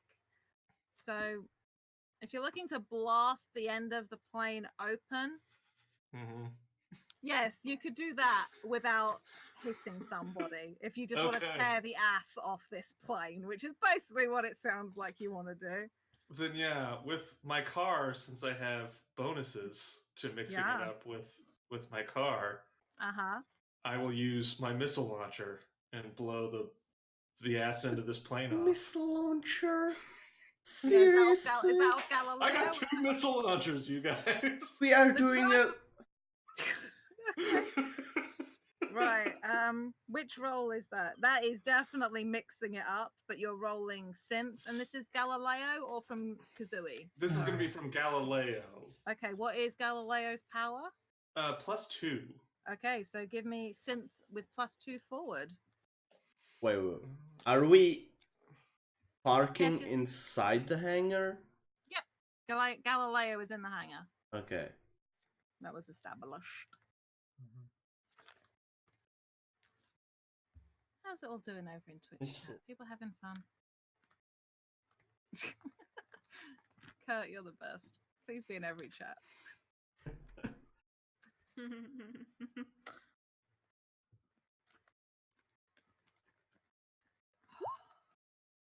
Okay. 6 plus 3, 9. Okay, again, you aren't going to be able to successfully blow the ass off a ship, and I probably shouldn't phrase it like that, but I'm gonna. You either make too much noise, advance the relevant mission clock, you take harm as established by the fiction, an ally takes harm as established by the fiction, or something of value breaks. Look, mixing it up is fun. Don't get me wrong. However, there be consequences. And I'd like to remind you that the mission clock is currently at 2200 hours. That's bad. Yes. So I won't advance the mission clock. Fibonacci, did you have a question while Pixie I was makes just the gonna call? ask a little bit about like, do we know what's advancing the mission clock? Do we know what we're doing? Generally speaking, you can kind of flavor it within narrative however you'd like. The way I see it is like, because there's so much stuff going wrong, like perhaps there's people further afield outside of the dampening effect who are calling in reinforcements. Perhaps one of the security team are able to get a mission off. Perhaps somebody's cyberware is recording all of y'all faces and transmitting it back. Like, it could be any kind of things. Me as the MC, I can sort of decide in the moment if it's a useful thing to know. But like, you as players, obviously in game, don't see the action clock. I find it interesting to have here on screen to upset all of you because it adds to the tension. It's good. Cool. But yeah, it can really vary depending on what's narratively required, but it can manifest in a whole bunch of different ways. Cool. Thank you. You're welcome. Pixie. I will take harm and You take harm. Yep. destroy something valuable. Oh, no. Which will it be? Banjo or Kazooie? That's Those not aren't the only options here. Yeah. And it makes me sad.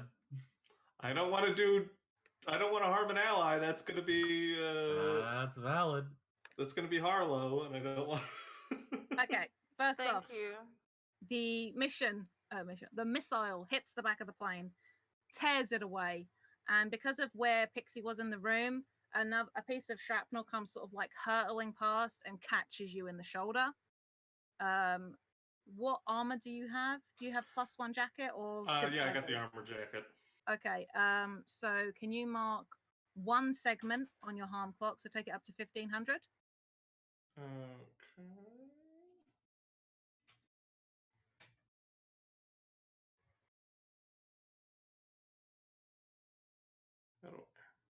Oh, there we go.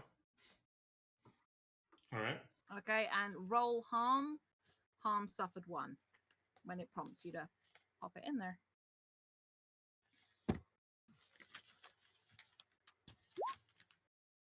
Nine. You lose your footing, you lose your grip on whatever you're holding, you lose track of someone or something you're attending to, someone gets the drop on you.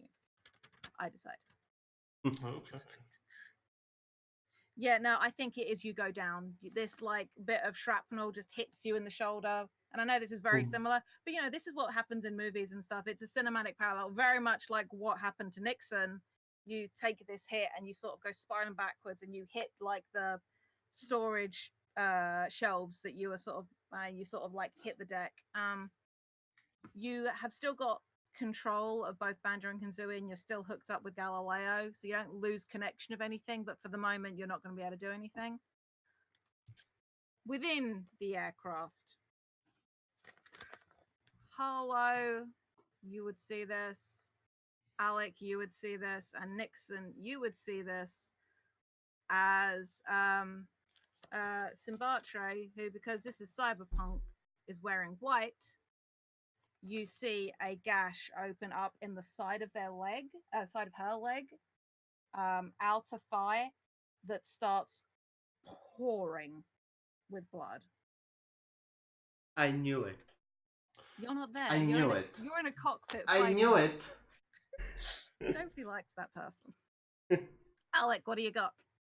I'm going to stand up, Okay. look the guard that's in front of Nico straight in the eye, Uh-huh. hold up one of my trauma derms. Please.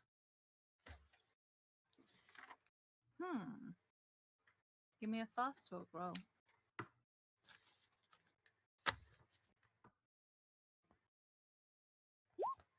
Okay. Boom. That's a time to get a 12. 13. Okay. NPCs do what you want. So the guard beckons you closer, but keeps their gun trained against Harlow's head because Harlow is still there. Fine. I'm going to apply first aid. Okay. Who are you applying it on? Simbatre. Simbatre. So, Harlow, Nixon, you're both in the plane. What are you guys doing, or what do you guys want to be doing? There is still the guard there. I like the thought that Air closed the door to the cockpit as she went in to finish her business, so she's probably fine. Okay, I have reduced her harm by 1 segment. Okay. She don't look great, but she's no longer heavily bleeding out kind of levels of bleeding. But you're able to sort of get her to a seat within the craft. Harlow would have would have pulled away from Simbatre. Okay. How close am I to this guard? After this.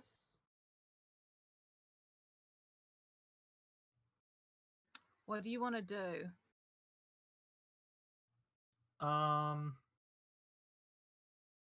Probably something that I'm not close enough to do. I would let you if roll. You get my drift. I would let you roll act under pressure to get close enough. You would have to roll act under pressure to get it. To get that opportunity. Anyone else want to go first? Yeah. Nixon, Harlow. How many hostiles are still moving? One in front of you. The other, you can hear scuffling going on in the cockpit with a closed door. You know Air is in there. She seems pretty competent. Well.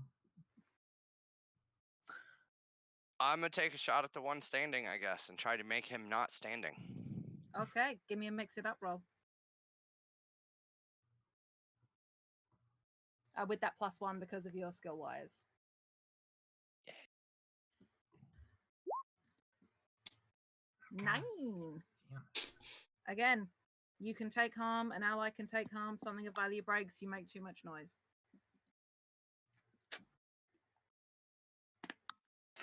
Honest to God, I don't fucking know. Okay. Something bad happens. Okay. 2 or 1 happen? 2 happen because of the nature of the move. Cool. So.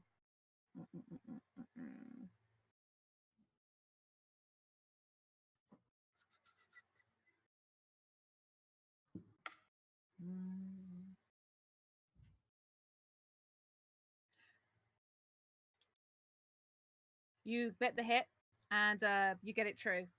Headshot right between the eyes. The guy was focused too much on keeping tabs on both Harlow and what Alec was doing, so you were able to make that shot.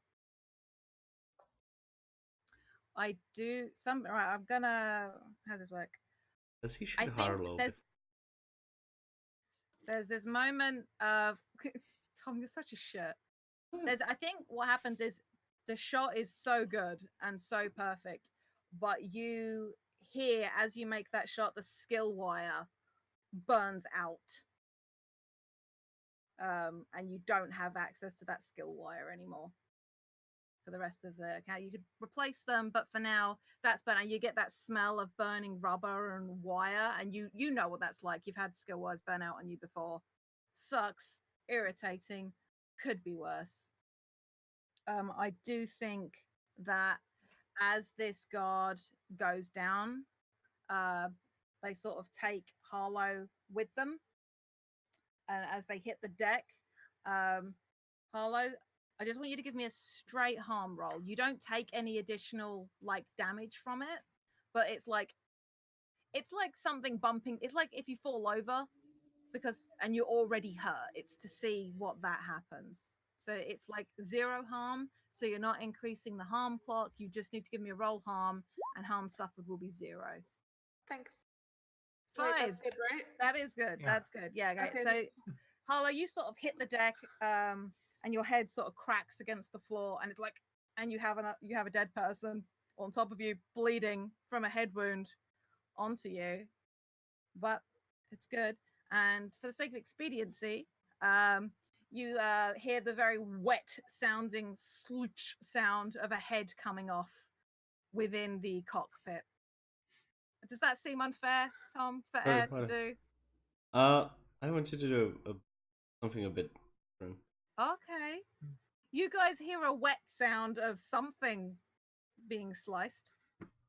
No slicing, because I don't have the. Well, you can pick up your sword Slash. again, but okay. You hear the sound of death occurring. What is death in this instance? Death is because the person is far enough to shoot me, taking out my own revolver, shooting them in the legs so they get lower.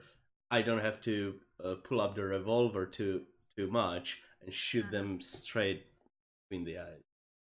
Okay, you do that. Wham wham. And that is Reed is her name? Yeah, Reed is in that cockpit, scared out of her fucking mind, like kind of in the chair, like big eyes, because you were just that kind of creepy lady that ate that apple in that scary but horny way, and she just saw you do that. I extend my hand towards her after I put my gun away. Come with me if you want to.